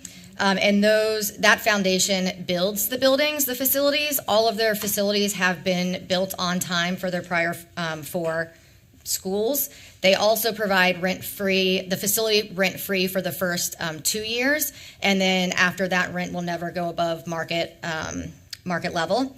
So that really kind of helps these schools start in the way that they start, which is small. The Movement School West Charlotte and the Movement School Northeast Charlotte both will have the same movement models the same type of mission that they currently have for their movement schools. Are there any questions on the movement schools in Charlotte? Okay. I'm not seeing any. So Movement School Raleigh then? Then they have another proposal for their first school, which would be their first school in the Wake County area. There was not an impact statement received for this school. Let's see. What they will do is they have a board already for the movement schools, and they will be adding on members from Raleigh. So they will add at least 2 Raleigh-based members to the board. They will alternate their board meetings between Raleigh and Charlotte, and they will hold monthly board member meet and greets in Raleigh to make sure that the community here in Raleigh is also involved with the movement school community in Charlotte, and that their concerns are being addressed. They will have joint board meetings, but they will have separate agendas for each of the schools. And again, they start the same way, K-1, 120 students. Provide transportation and busing. The movement schools also have a variety of programs, including they provide free pre-K at their facilities. They also have financial education curriculum that they have designed, and a number of after-school and summer activities and instruction for children. I see Vice Chair Duncan has a question about Movement School Raleigh. And actually, I was trying to wait till all the movement schools were finished so I could ask the questions at one time. And Ms. McCarroll actually answered a couple of things I had on my list, but if I could, I have a few questions if that's okay. So the first observation I want to make is that this is a very high-quality board that I see, having reviewed it and having reviewed all the CVs, and I understand the committee has also done that. There's some people with some very high-level qualifications in a number of different areas, which I think makes for a well-rounded board. So I want it to be understood. My questions are being asked from the basis that I fully understand that, but want to make sure I also, in doing our homework, ask a few other questions. One of the things I noticed is that 4 of the 7 members of the board, voting members of the board, are employees or owners of the Movement Mortgage Company. A 5th is the executive director of the Movement Foundation. So that's 5 out of 7 that are connected to the movement entity. So with respect to the independence of each of these schools, this question really applies to all 3. How are we assured of that independence from the Movement Mortgage Company given the composition of the board?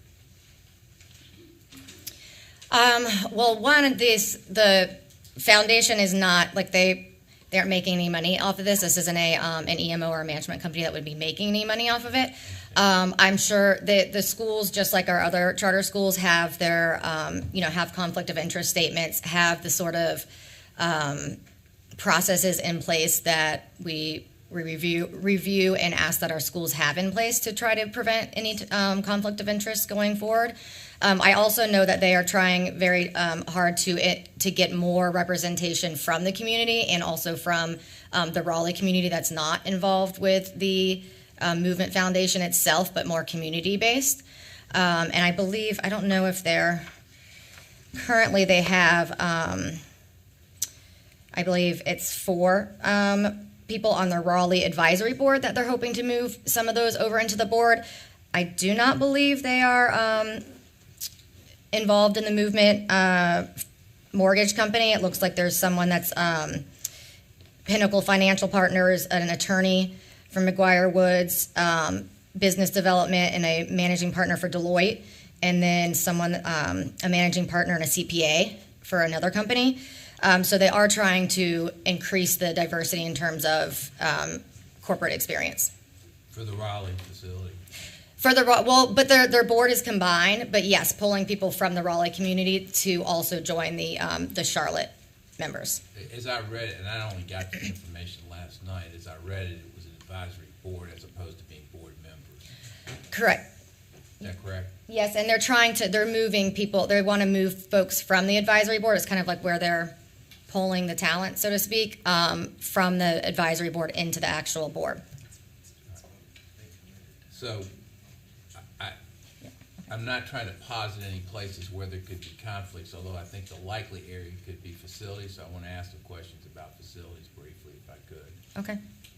As I understood it, for all 3, there was property that had been looked at and would be purchased, and there was a timeline from when the purchase of the property through the building, time of completion of the building. The timeline started September 1 of 2022. which of course it's only coming to us for approval now, has there actually been any work done on that original timeline, or are we starting from after the time of approval, assuming it's approved by the board? I am not, to be honest, I'm not sure on the status right now. I could probably find that out quickly of the construction, or if they've made movement. I do know that historically the 4 facilities they've built have been built on time. I just don't know right now what the status would be. What was the timing of those? When were those 4 facilities built? Those were like these, so they were standard applications. They were not accelerated. So usually within like a year and a half. I'm sorry, I'm asking the years. Is it within the last 2 or 3 years that they were built, or longer than that? Oh, the schools that are currently operating? Yes. We had one open this year, so yes, that one would have been in construction, I guess, probably in the last 3 years. All right. Well, my concern is not knowing when they started and not sure that they would have undertaken the investment until they knew they had the charter. Mhm. And you'll help us with that information, I trust. Yep, I can find that for sure. Can they meet the timeline in order to be open at the time they would be ready to be open, which would be August of 2024 under this application, as I understand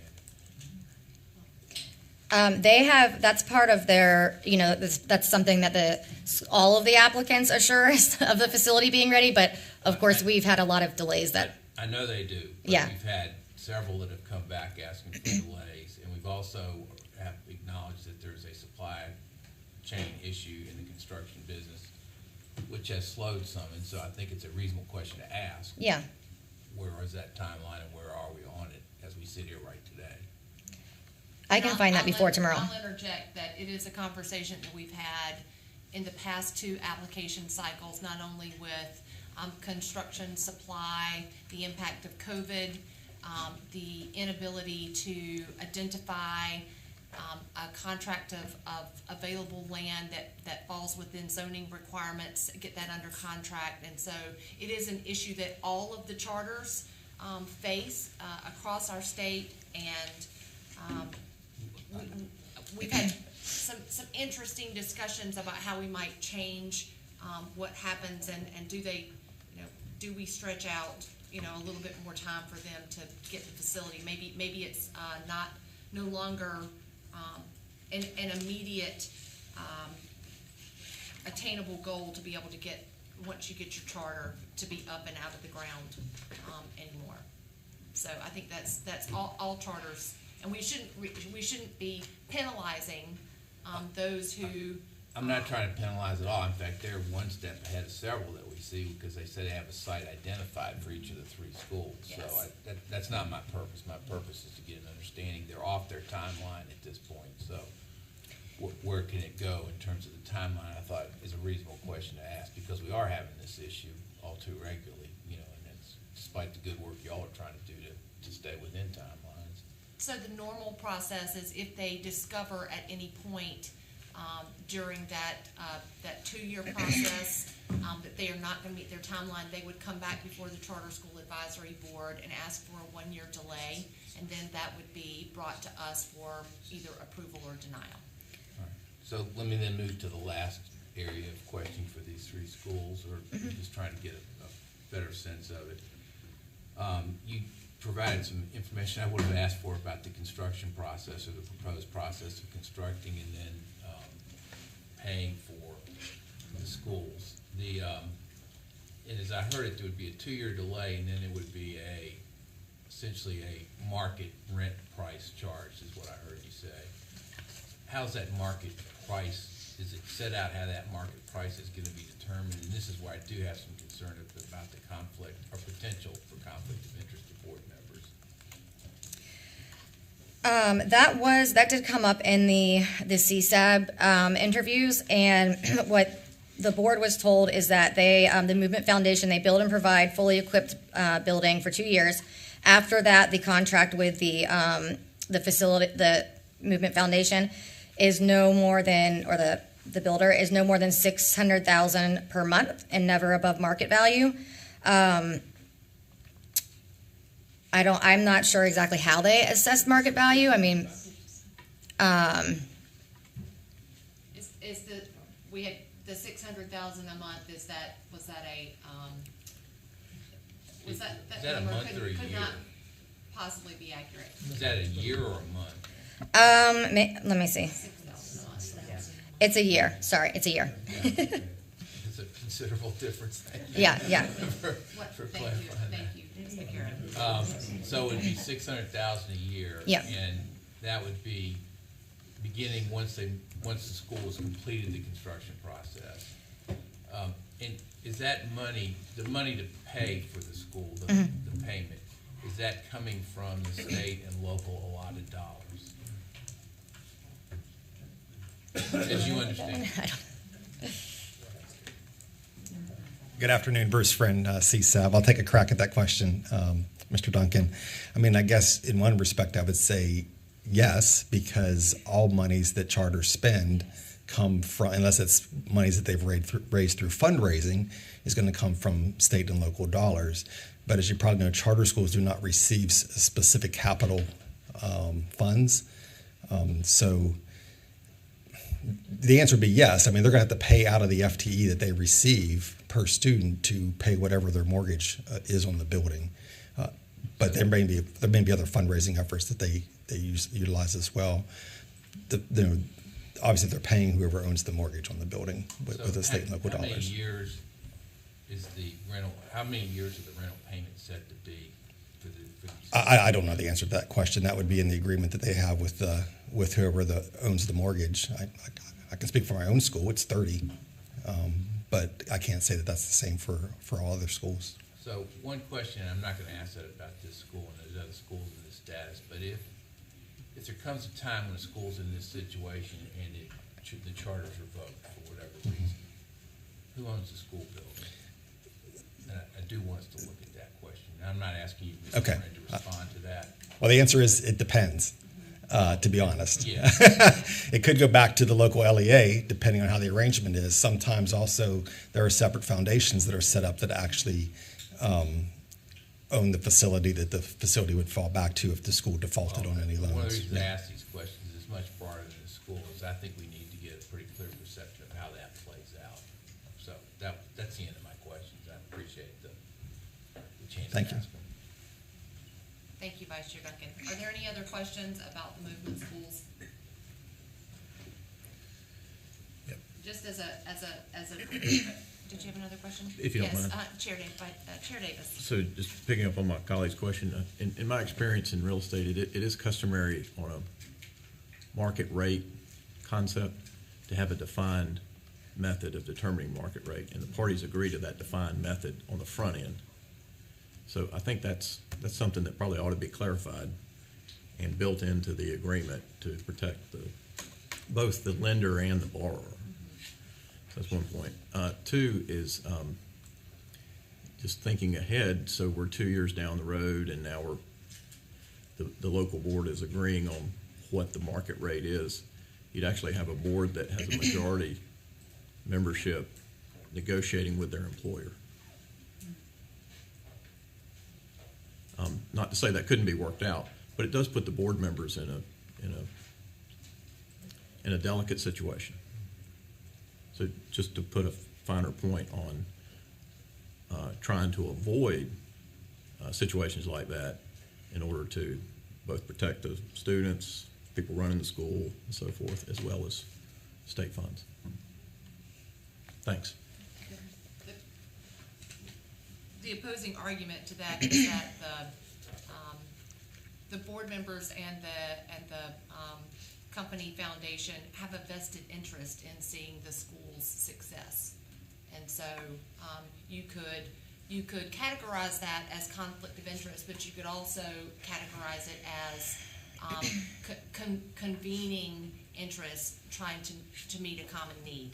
And that those two collaboratives working together would be highly motivated to make sure that the school, its students, and its teachers have considerable success.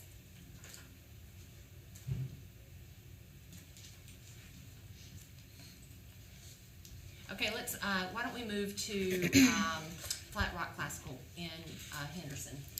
All right, Flat Rock Classical, this is a proposed K-8 school. They would open with K-4, 220 students. They are providing local catering service for lunch, bus cluster stops. They have a facility already that they've actually already been meeting in as a board. It's a former county school building. And there is no impact statement. They are not a repeat applicant, and they are not partnering with an EMO or CMO. This is a classical education model. And they will be partnering with the Boys and Girls Club and Hillsdale College, which provides curriculum to select charter schools free of charge. Questions about Blackrock Classical? All right, let's move to Riverside Leadership Academy in Craven. All right, this school is proposed for Craven County, K-7, eventually building to K-12 with starting with 480 students, and then in year 6, the proposed enrollment is 780. This school has an academic program rooted in project-based learning and leadership curriculums. This I believe there is not another charter school in the county, so it was definitely one that the CSAB felt there was a strong need, and there was also a strong board. They would be providing bus service and free and reduced lunch. There was no LE impact statement, and they are not a repeat applicant, and they also do not partner with an EMO or CMO. Do they have a building? Mr. Blackburn. They do not have a building yet.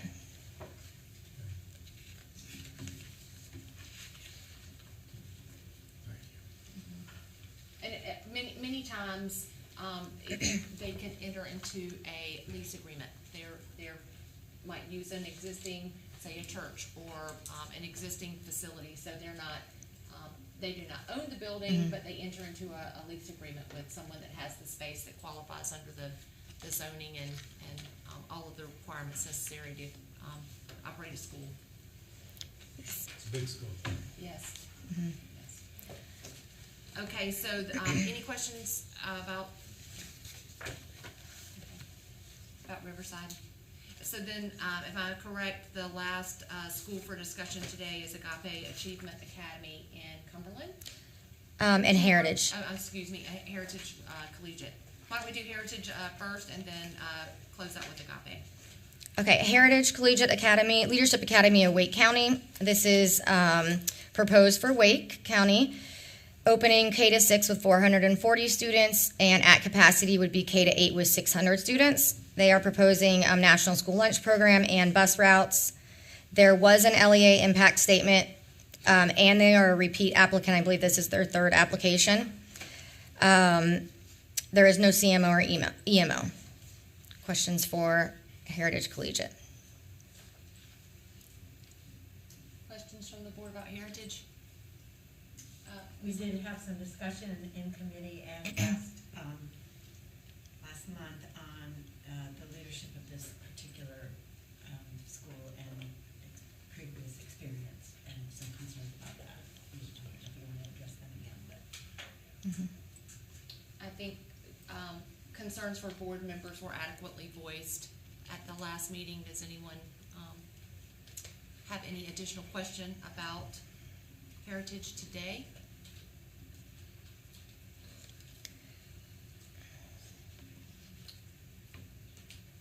Okay, then again, rounding out our list of schools, Agape Achievement Academy in Cumberland County.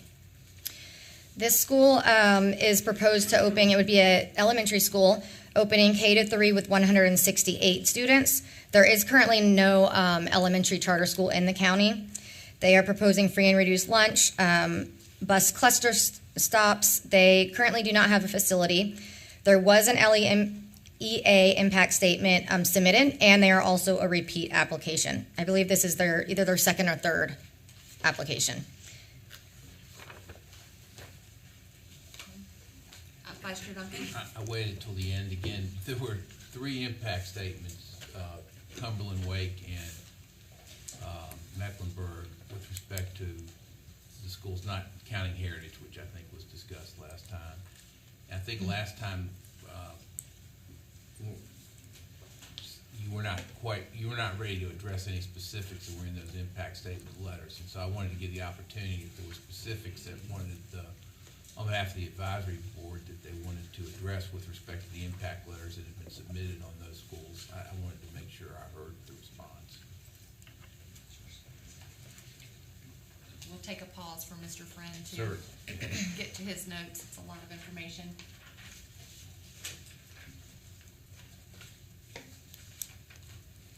And I should say, when an LEA takes the time to provide this information, I think we should be respectful of it and understand the response as well.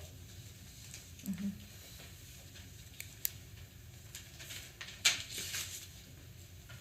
Thank you for that opportunity. Yeah, I do have the impact statements in front of me this month, and so I will address them. And first of all, I'll say on behalf of CSAB, we agree when an LEA takes the time to write an impact statement.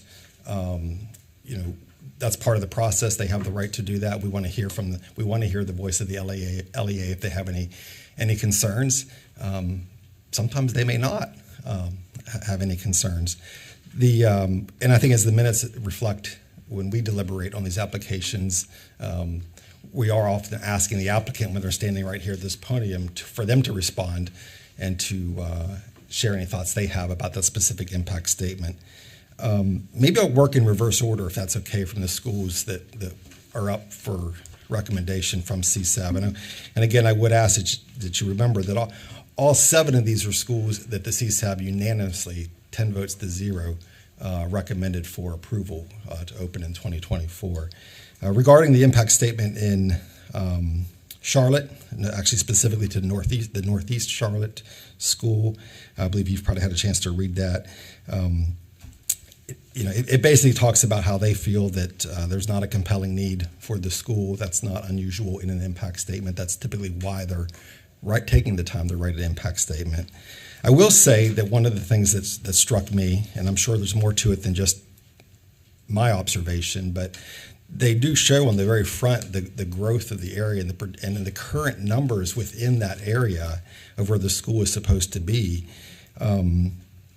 They specifically highlight 1, 2, 3, 4, 5, 6, 7,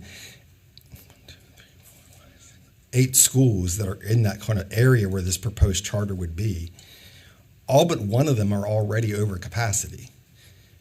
So I thought that was a rather interesting observation and data point that those schools are, the very schools that they're saying would be impacted potentially by this charter school are already over 100% capacity.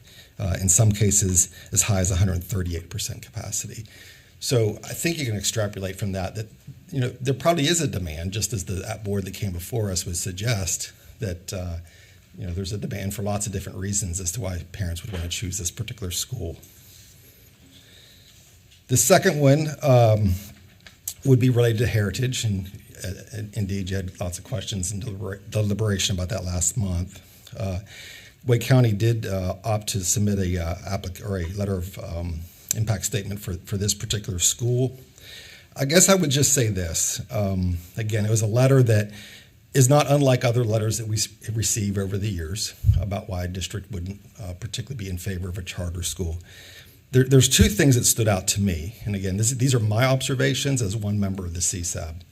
The letter does state that there's nothing in the application that gives us confidence that the problems that occurred at another school that one of the board members was a part of wouldn't be repeated in Wake County. Well, as we shared last week or last month, I shared, as we reviewed this applicant and knowing some of the history of a school that one member of this board was a part of, we too had a pretty high bar that we needed them to meet during this whole process.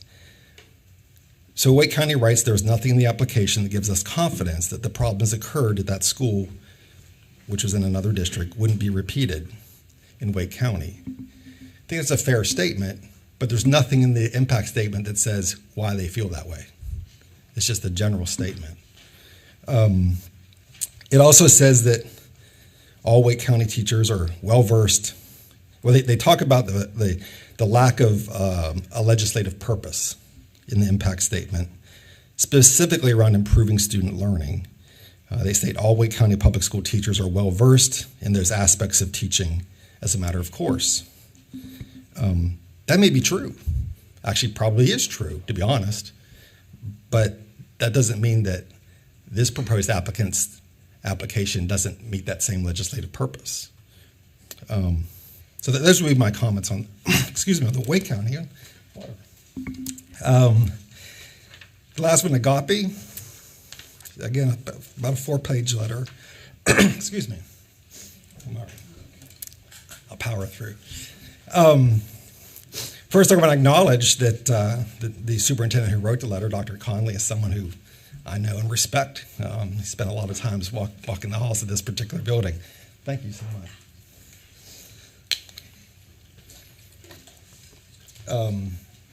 The letter speaks to, again, like a lot of impact statements do, not a compelling need for this school because, well, we're already doing all these things that they propose in the local district. And I'm not going to sit here and say that they're not. I don't even know if the applicant would say that they're not. They talk about how they already offer school choice in Cumberland County. It's choice within the public system. As Ms. Becerra indicated, I think there are only two other charter schools in the district and none that are elementary focused. They talk about how their school district already provides high quality instructional resources. They already provide tutoring services for students. They provide extended learning opportunities. They provide instructional coaches. They have an opportunity of strong culture, high quality professional development. Not going to dispute that. I'm not going to say that that's not true, that what was written in the letter is not true. Perhaps, and maybe they are, but that also doesn't mean the applicant can't offer those same things. They write that given all of that, it would be detrimental to the students of Cumberland County if this school were to open. My question would be why? Why is it detrimental if this charter school can do those same things or maybe even better for those particular families? I don't understand how that's detrimental. And to perhaps not support this school because it's not in the best interest of public education. Well, charter schools are part of the public school system. So those would be my responses to the impact statement letters. Thank you, Mr. Friend. While we have you at the podium, are there any other comments that you would like to make about the work of the Charter School Advisory Board and the recommendations that are before us today? No, thank you. I just appreciate all the work that everyone at the State Board does too. You review these applications as well. It's extremely time consuming. You don't want any question to go unasked, particularly the really important ones. And I think on behalf of CSAB, we certainly appreciate the work that you do to ask these questions, sometimes tough questions as well. All 7 of these, again, are standard timeline. There's questions about the status of their facilities and where they're at. I just remind that having a facility ready to go at this point of this school's development is not required. It would be if these were accelerated applicants, but that's not what's before us here today and tomorrow. I guess the other comment I'd make is just maybe a parting comment is, and I'm going to steal a quote from one of my fellow CSAB members. I think there's, as we look at all of these applications that we receive every year, there's 2 mistakes that we can make. One is to give a board, a charter school, who's not equipped to properly govern that charter school and get it started. The other mistake is to not give a charter school to a board who is equipped to do that. So, thank you. Thank you, Mr. Friend. Okay, board members, we've had the chance for Ms. Becerra to walk through all of those applications. Does anyone else have any question that we need to address at this time? Okay, I'll get you the movement questions by tomorrow, before tomorrow. Thank you, Ms. Becerra. Hold right there. Let's move to discussion. And KIP ENC is before us today as a discussion item requesting the permission to implement a weighted lottery, and they are amending their mission statement. Ms. Vaquero. Yes. So we currently have 4 KIPP charter schools within the state. There's KIPP Gaston, Halifax, Durham, and Charlotte. Combined, they serve over 3,000 students. Each of the campuses serve an over 95% economically disadvantaged student population. They are coming before us today, the 4 schools together, to request, 1, to implement a weighted lottery. So this weighted lottery would give a little bit of weight to students that opt in based on economic disadvantage. They are doing this especially for their Charlotte and Durham campuses amid shifting demographics and gentrification of their surrounding neighborhoods. In addition, they would like to revise the KIPP NC Schools mission statement. So the KIPP organization nationally, there are currently, I believe, 280 schools, and they spent 2 years going around the country engaging with over 60,000 stakeholders about what they wanted to kind of encapsulate as their mission and their values of the organization.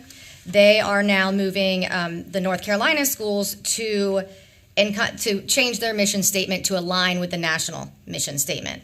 So that new mission statement would be, together with families and communities, we create joyful, academically excellent schools that prepare students with the skills and confidence to pursue the paths they choose, college, career, and beyond, so that they can lead fulfilling lives and build a more just world. So again, this is for all 4 of the NC KIPP schools, a weighted lottery request and a mission statement revision. And both of those, per policy, are required to get state board approval. Thoughts and questions about this request? Vice Chair Duncan?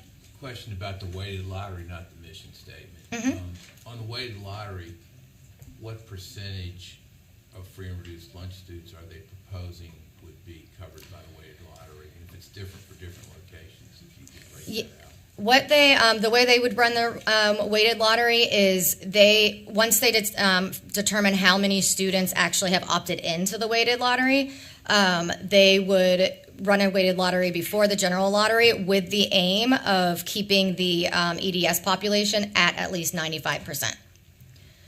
So a lot of these, I believe they use a specific vendor, but a lot of these lottery vendors now can have a formula so that they can adjust basically the number that would get in, or the exact weight on each student, to ensure that they keep a certain percentage of EDS. So and in this instance, all 4 schools, the weighted lottery target would be 95%? 95%. Yep, maintaining what they have. What we offer here. Thank you for that Mm-hmm. information. Majority, minority. EDS. Questions?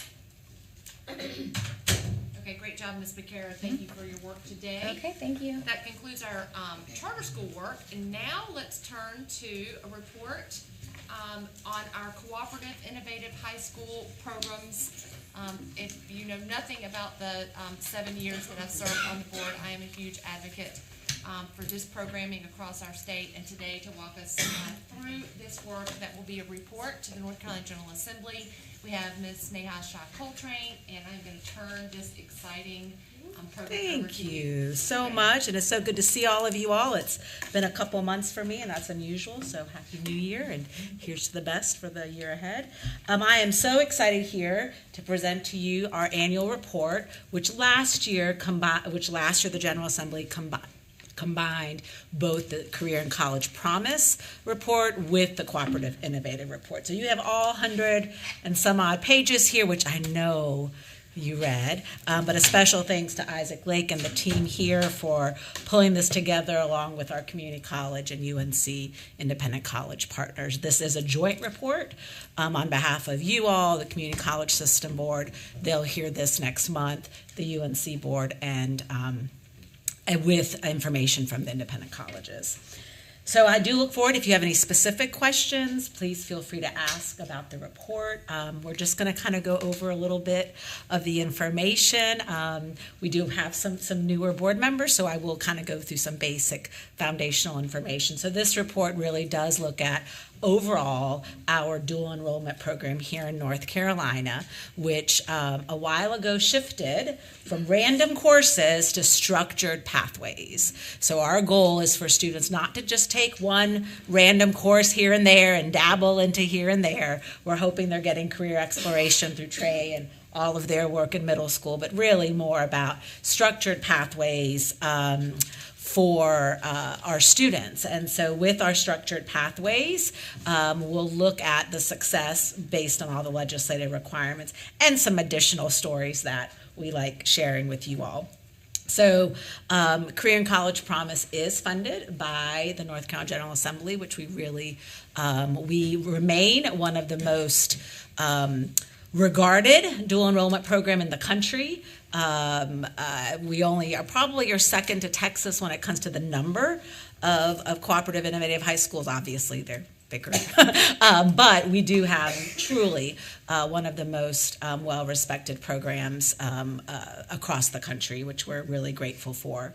So just as a reminder, there are 3 pathways for community, for CCP. One is the college transfer pathway. One is the CTE pathway, which now also includes workforce continuing education. And then the other are our cooperative innovative high schools.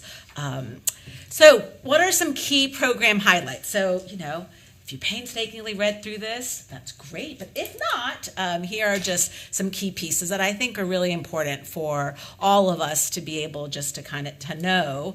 Last year, if we look at our graduating class, 32% of them enrolled in at least one dual enrollment class, and most an average of 7 classes. Okay, 32%. So when we think about that and we think about our state, and when people say, oh, are these kids really, you know, doing incredible work, which I think so many of them are and so many of our schools are, this is part of that story. 32% of our students took at least one dual enrollment course. Now that doesn't include other college level courses, right? Like AP and IB and those. This is just our dual enrollment. Pretty impressive. We did recap quite a bit last year, and based on our enrollment numbers this year, we've almost recovered our pandemic drop in enrollment. We are still about 2,000 lower, but already looking at numbers for this year, we feel really confident of that. We then did break some stuff down for you, looking at our team's focus on equity and excellence, as is the board's and all of our work. So it kind of looks at that numbers. We overall still, of course, have more work to do with a lot of our students, but I will also say, compared to a lot of other programs, we do better than a lot of other programs when it comes to opportunity access. By no means are we there yet, but I remain pleased with overall numbers. You know, we did have a bigger gap with our native Hawaiian and Pacific Islander, but when the population is so low, that percentage drops quickly. But we continue to do that this year. We've translated several materials, a family overview in Spanish, working with our districts to really do better outreach. So our numbers are there, and overall we continue. We held steady in most areas, and we're hoping to do a lot more gains this year and get us back on track there. I did want to share that we when we look at the 32% of enrollment, about 30% earn the college credits. We have a 2% of students who don't earn the college credit, which means they don't end up passing those courses for what they do. Now, I will also say that our high school students are gems for our colleges because they do outperform their adult learners by leaps and bounds. And so we know, of course, we still work with our colleges to adapt and to work with minors, right? I mean, these are at the end of the day still children, but we continue to be pleased with the outcomes of our students who attend our program. Just as a reminder, we actually passed a new policy, you all passed a new policy this year to really help strengthen this program as we've grown this program into really incredible things. And Dr. Tipton Rogers also helped us with this, really looking at what we can do to help ensure all of the strategies and that web of support is there for our students. It's like I always say, when we merge K-12, which is compensatory education, with post-secondary, which is elective education, as much as we want to do it, it's not easy. It's not easy. And so, when we look at drop add periods, when we look at transportation, when we look at, all of those things, reporting grades, etc. So we do have a new policy, just as a reminder here, that our team, along with the community colleges, have been working on a rollout plan, an implementation plan, where every LEA will work with their community college in developing an MOU. And we have the key pieces there up on the screen, just as a reminder for you of what you all put into policy, and we're so grateful for that, because what we're hoping is that's going to increase access, but also success, so that 2% of kids, maybe we can find out sooner that they're not doing so well in that class until the very end, so we can all envelope around them and really help better support our students, and make sure that we are communicating in ways that our families understand these incredible opportunities that we have for our students, because so often they may not know, right? Several of us are talking, even just my son yesterday I was like, have you heard yet?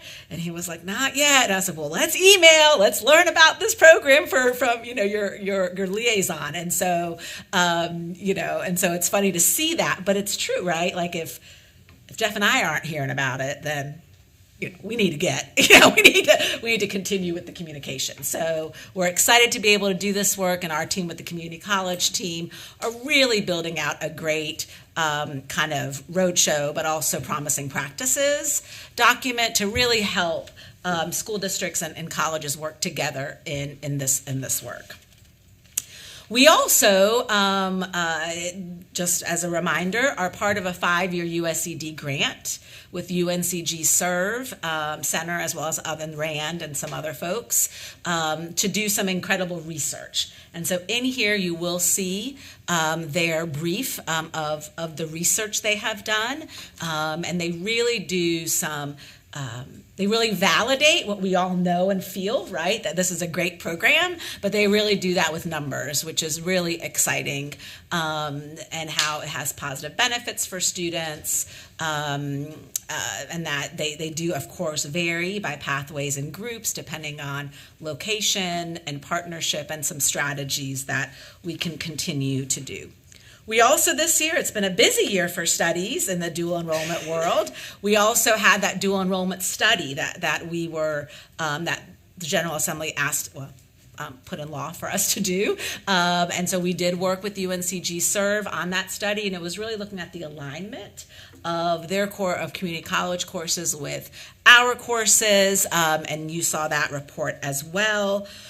So one of the big things was that while there was some basic alignment, it was hard to do deep alignments because we have content standards when the community college system doesn't have as detailed of standards. And so, but they were able to see that overall there was some similarities in some areas, but that it wasn't as deep of a review because they don't have the types of standards that we do.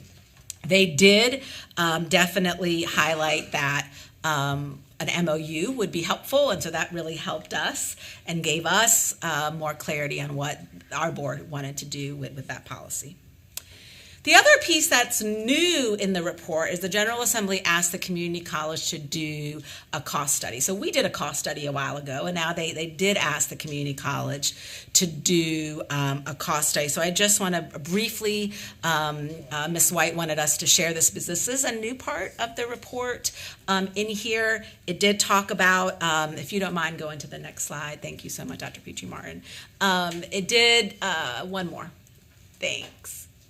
Perfect. They looked at total enrollment funding, the waivers they get, as well as other fees associated. And so when we look at this, they do share how the total cost of the FTE cost is close to $130 million, and then as well as tuition waivers. So all that information is here from the community college.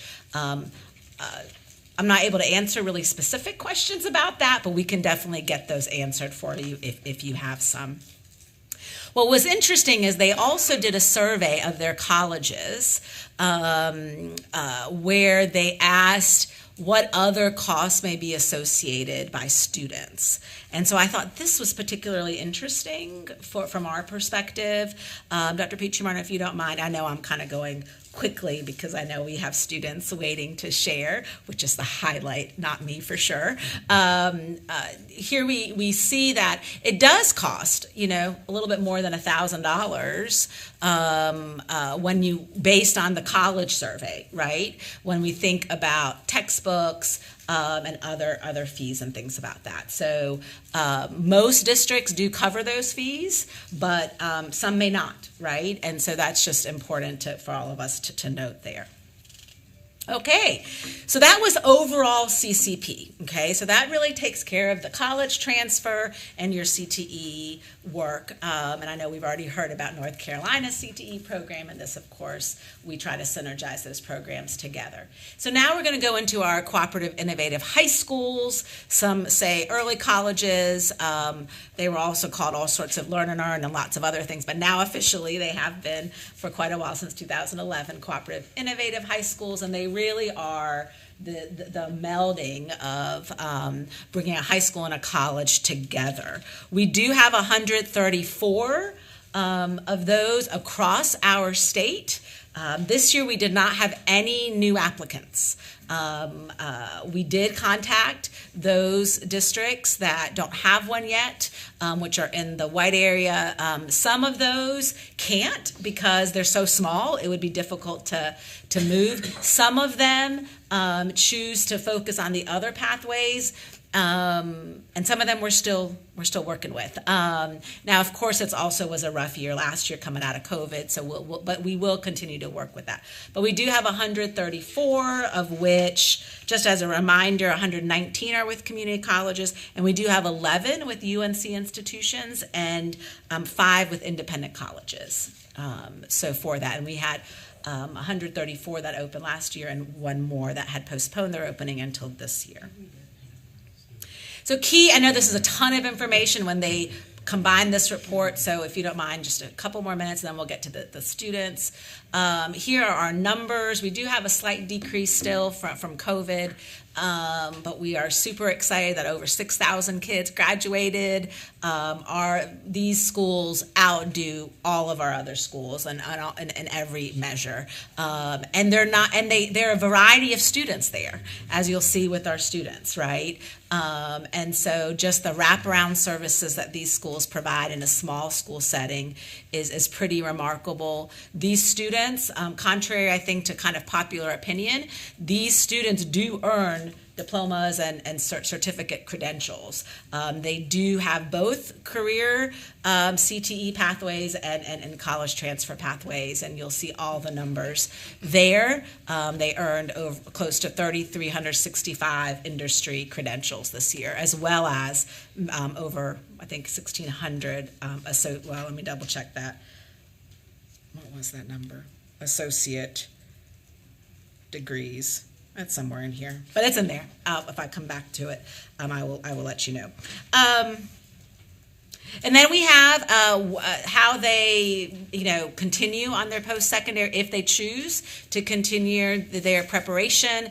10,000 applied applications went into the UNC system and admitted, and 2,300 went into the independent colleges admitted. That's not to say that they all enrolled there. And again, we outpace, all of our state averages. And now, we are and we talked about this already, that we did not have any, and we're going to come back to this slide at the very end, Dr. Pichu Martin. Thank you so much.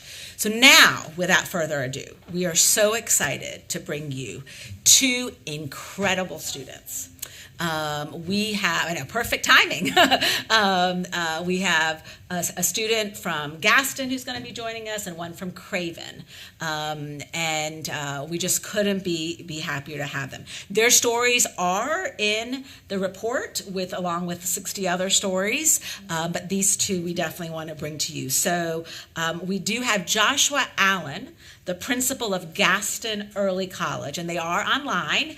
That kind of helps keep our students moving. And with him, there's a student, Alan Chen, who is a recent graduate. So I think, Joshua, if you're on, please start. We're so happy you're with us. Thank you so much, Sneha. It is my privilege to be here and address you all today. Chair Davis, Vice Chair Duncan, Superintendent Truitt, and Board of Education members. I appreciate this opportunity to share the excellent graduate in Alan Chen, who is joining us from the great state of Massachusetts, as he is currently a full-time student now at the Massachusetts Institute of Technology, otherwise known as MIT. Alan, take it away.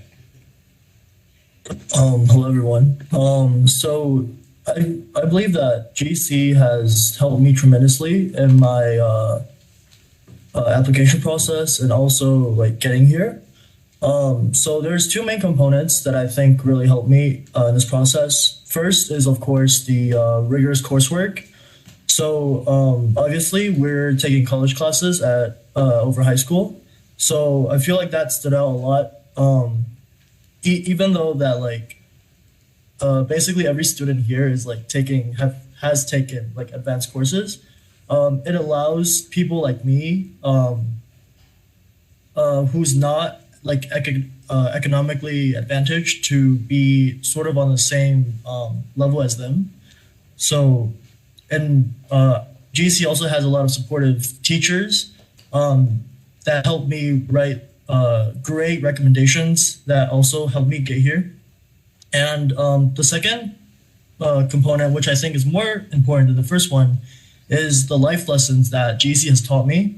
So GC is centered around the community around us. On Fridays, we have the volunteering program, which I believe helped me because, during my time in high school, I wasn't really I haven't been in Gaston County for a long time. So I feel like that program helped me know more about Gaston County, and also helped me realize my passion in helping my community.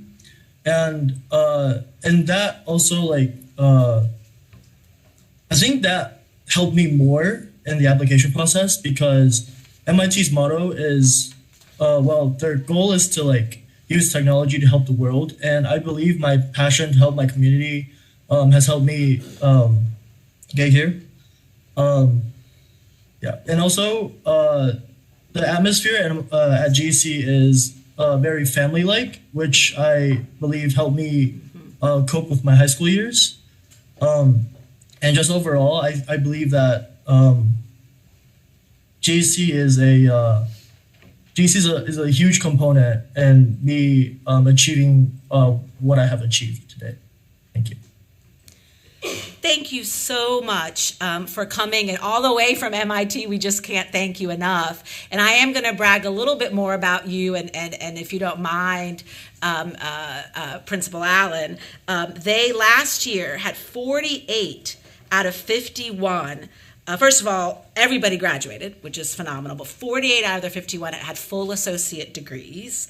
They earned over $2.5 million in scholarships. And our friend here, also, Alan, or another graduate got the Covenant Scholarship, another graduate got the Vanderbilt free ride.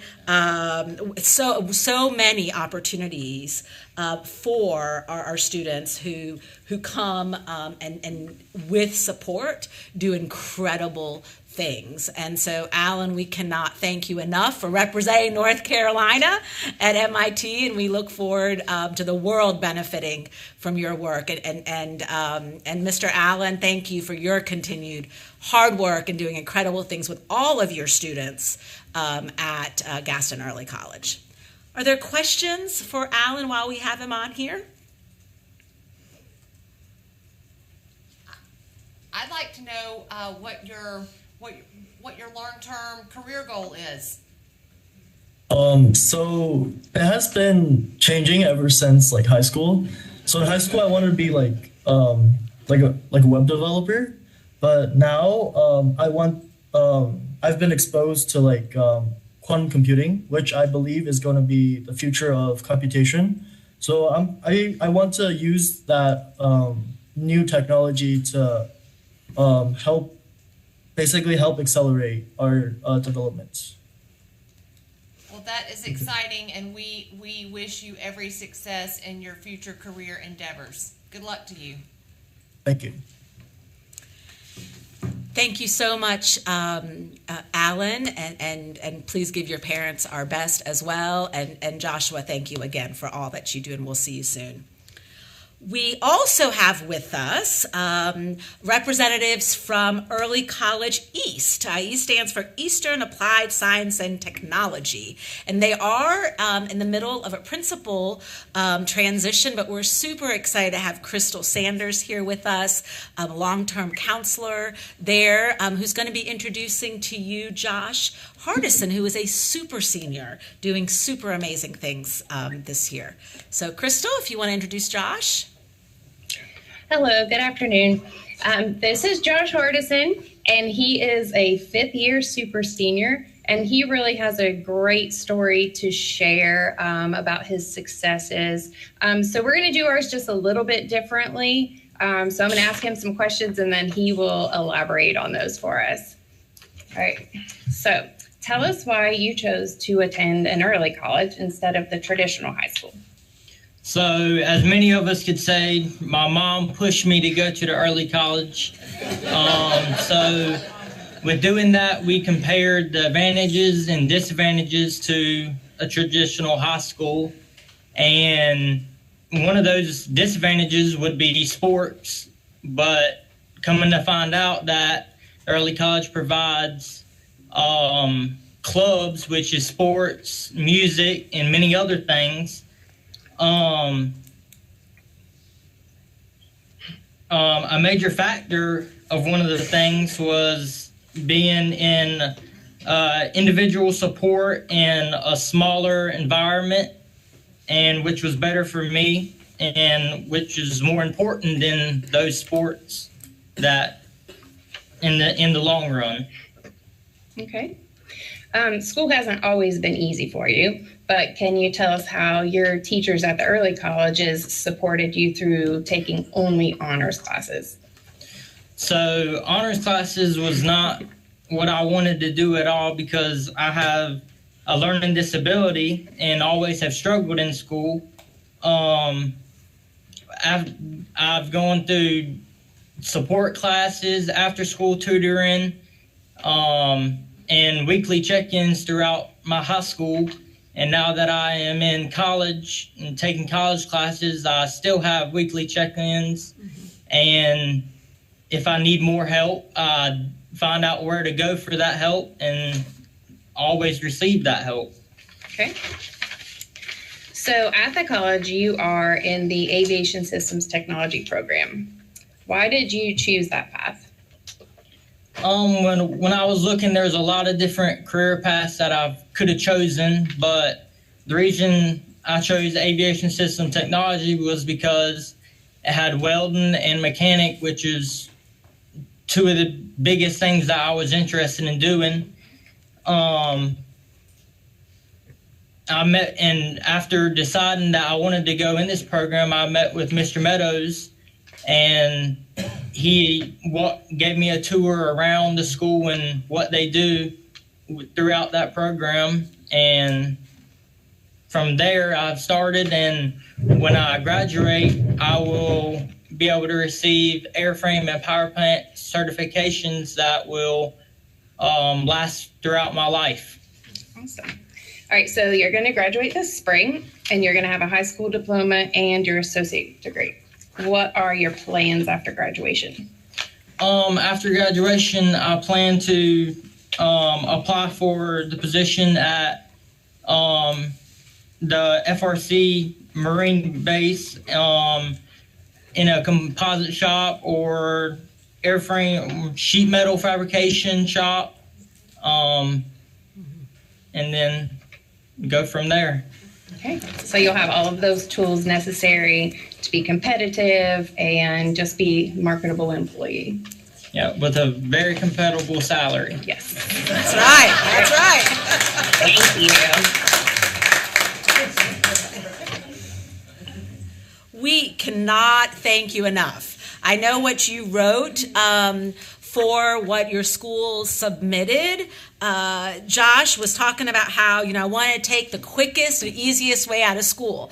And now look at you. You've stayed longer and are going to be making more than a lot of the rest of us in a little bit. And we just couldn't be more proud of you and all of your hard work and the amazing work that Early College East is also doing. A really... Right, it's the wraparound services. It's the support. Both of these students have just gone above and beyond, and it's pretty incredible to see all of the effort that these schools are putting in. And if you want to read more, we have over 60 other stories in this report because it's bigger than just numbers. But it is incredible what these two schools have done and what these two incredible students have also succeeded over their time. I did skip over any questions for Josh, so I do apologize if there's any questions for Josh. I was just so excited by it. So.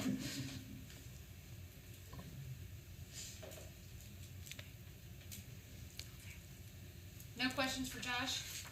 I would like to recognize Ms. Lily Seymour, who is our very own student advisor, and you actually go to Haywood Early College? Yes, ma'am. I'm a junior at Haywood Early College. Would you like to share with Yes. the board Please do, any of Lily. your Come up. own Do you wanna come up? experiences? And we'll sort of ask you some of those things. Yeah. And we're putting her on the spot, folks, so she had no idea that I was going to call on Talk her. about your experience. Yeah, but just tell us a little bit about your experience and maybe mimic some of the questions that we heard earlier. Yes, so I attend Haywood Early College, which is in Haywood County, North Carolina, which is in the western part of our state. And I have a similar starting out story to Josh. I did not want to apply as an 8th grader. I applied on the day the application was due through many tears with both of my parents. In 8th grade, I wanted to go play sports and do all the stuff and go to the big high school, and I didn't have the big picture view that the majority of 8th graders have going to an early college. And now that I attend an early college, it is definitely the unpopular choice in our county, which I don't understand why now that I'm there. But I couldn't imagine getting my education anywhere else. I love where I go to school. I love going to school each day.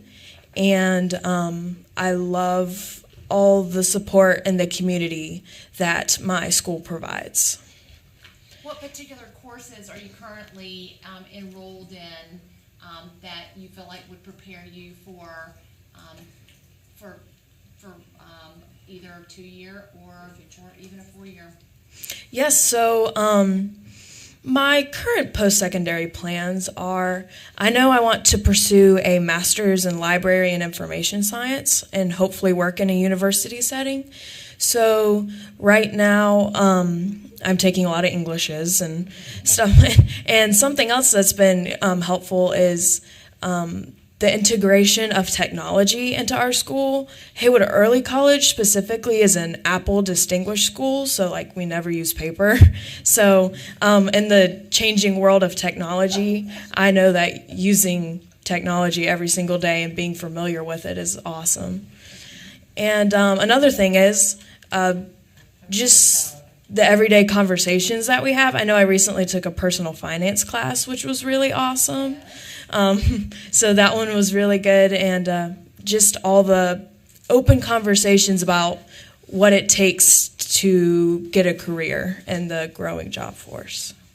And I promise we're going to let you off the hot seat. I'm going to ask you a simple question. Mm-hmm. So you said that it was the unpopular choice. What do you think would make it the popular choice? This is a conversation our school has quite often about how to promote this awesome opportunity that, public schools provides. And I think it is, like I said, as an 8th grader, it's really hard to see past the party next Friday night. So, it's hard to look at the big picture, but I think if we start conversations earlier about what it takes to go to a 4-year university and the money component of it all, and how ahead in time and those durable skills you get when pursuing an early college path. I think there are open spots at DPI, and you could be an advocate. I'll take any of these three on my team. I hog the microphone. Who else wants to ask a question? So Superintendent Truitt. Thank you. I just want to add that Lily was a key student advisor in our portrait of her graduate work, and was very much instrumental in helping us whittle down our near 71 competencies to the 7 we ended up with. So she is well positioned to be talking about durable skills and the value of an early college high school. Vice Chair, I saw your hand raised as well. Well, first of all, I want to say congratulations to Alan and Josh, and we're so thrilled to have Lily on as an advisor on our board. One thing I heard a couple of times, and I've heard a lot, is sports. And we have worked out in our early and middle colleges in Guilford County that wherever your home district is, you can participate in the sport at that high school and made worked out arrangements. And I think that happens in some other places too. So to the extent lack of accessibility to sports teams, I hope our districts will continue to work on that to make available to all students, including those who go to whatever form of early college opportunity, that's there for them. The athletic opportunity is also present. Agreed. Yeah, Ms. Shaw Coltrane, do you want to No, absolutely, Mr. Duncan. We have several that do offer that opportunity, and we also share that when we work with our districts and share examples of that. But it is a local decision on how they do that. But we will continue to work towards eliminating some of those barriers. We have many state championship athletes in our state who went to an early college. Yes, definitely. Ms. Kamnitz. Just quickly, I'd like to turn to Josh and Alan again and ask if you've got anything to add to what Lily just said in this conversation that we're having about how we attract and get kids to understand what early colleges have to offer. Anything to add? You have anything? So what they're asking. Do you have anything to add, like that, just about your experience and why people should come to an early college? I think because really looking at the long-term goal compared to, yes, sports is fun right now and will be throughout high school, but at the end of it, most people that play sports just come out with their high school if they're going to traditional high school. But with the early college program, you can still play sports with those clubs that I mentioned earlier, and also do many other things like play music and just things like that other schools do provide. But in the outcome, you still get your associate's degree. So I think it's a really good outcome. And we obviously are one of those counties that do not allow our early college students to participate in the traditional high school sports because we do not have the transportation. So our school hours are from 9 to 4, where the traditional high school is 7:30 to 2:30 because we have to share those buses. So it's not possible for us without additional transportation. Thank you for adding that. Alan, anything you have to add? JC is kind of similar to that, but I believe that there's more like opportunities to like find other places to participate in like athletic activities, and also like an early college it's smaller than like your average high school, so that means you have a better opportunity to bond with your classmates and also your like teachers. So I believe that's like the real advantage of being at an early college is the community that's around you. Thank you. And those are amazing answers, you guys. We just really, really want to thank you for spending some time to offer us a first look into what all three of you have experienced. Yes, and I see our board advisor has a comment. Yes, a comment and a question. The early colleges that I've been in, and I've not been in one that I didn't consider was a great school. And among all the other attributes was what Alan was just referring to, and I was going to ask if it were true with the others. It's a family atmosphere where you not only get support from the teachers, you get support from your classmates. If classmates see someone struggling, they step up to the plate. And struggling not just academically, but socially and otherwise, which is an environment that you don't find in the larger schools very often. And I kind of wanted to ask, is it true across the board, you think? Because that's one of the things that impressed me.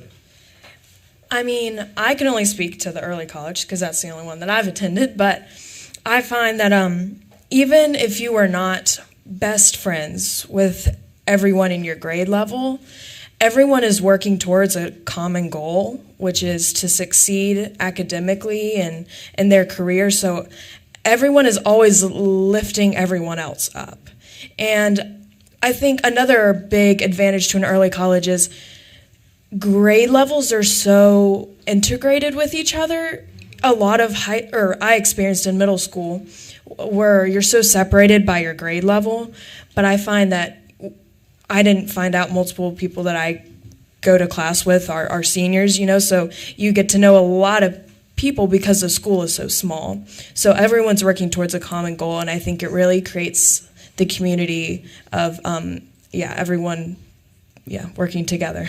I just think it's great when students, as opposed to maybe teasing someone about if they're struggling, that's supporting them, and that's powerful in any school, and especially I've seen it in charter schools. But thank you.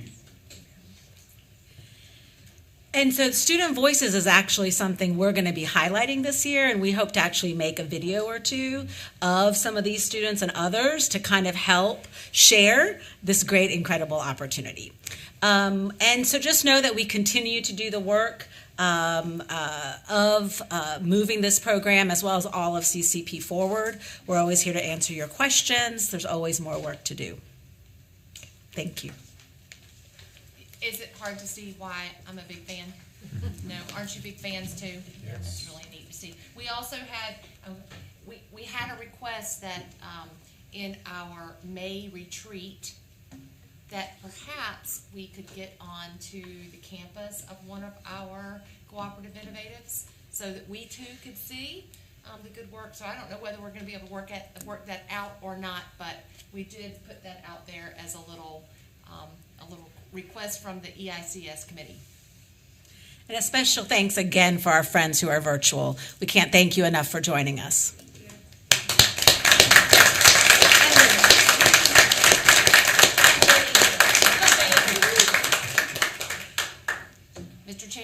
concludes our committee work today. Thank you, Ms. White. We'll now take a break for lunch and reconvene at 1:30. 1:30.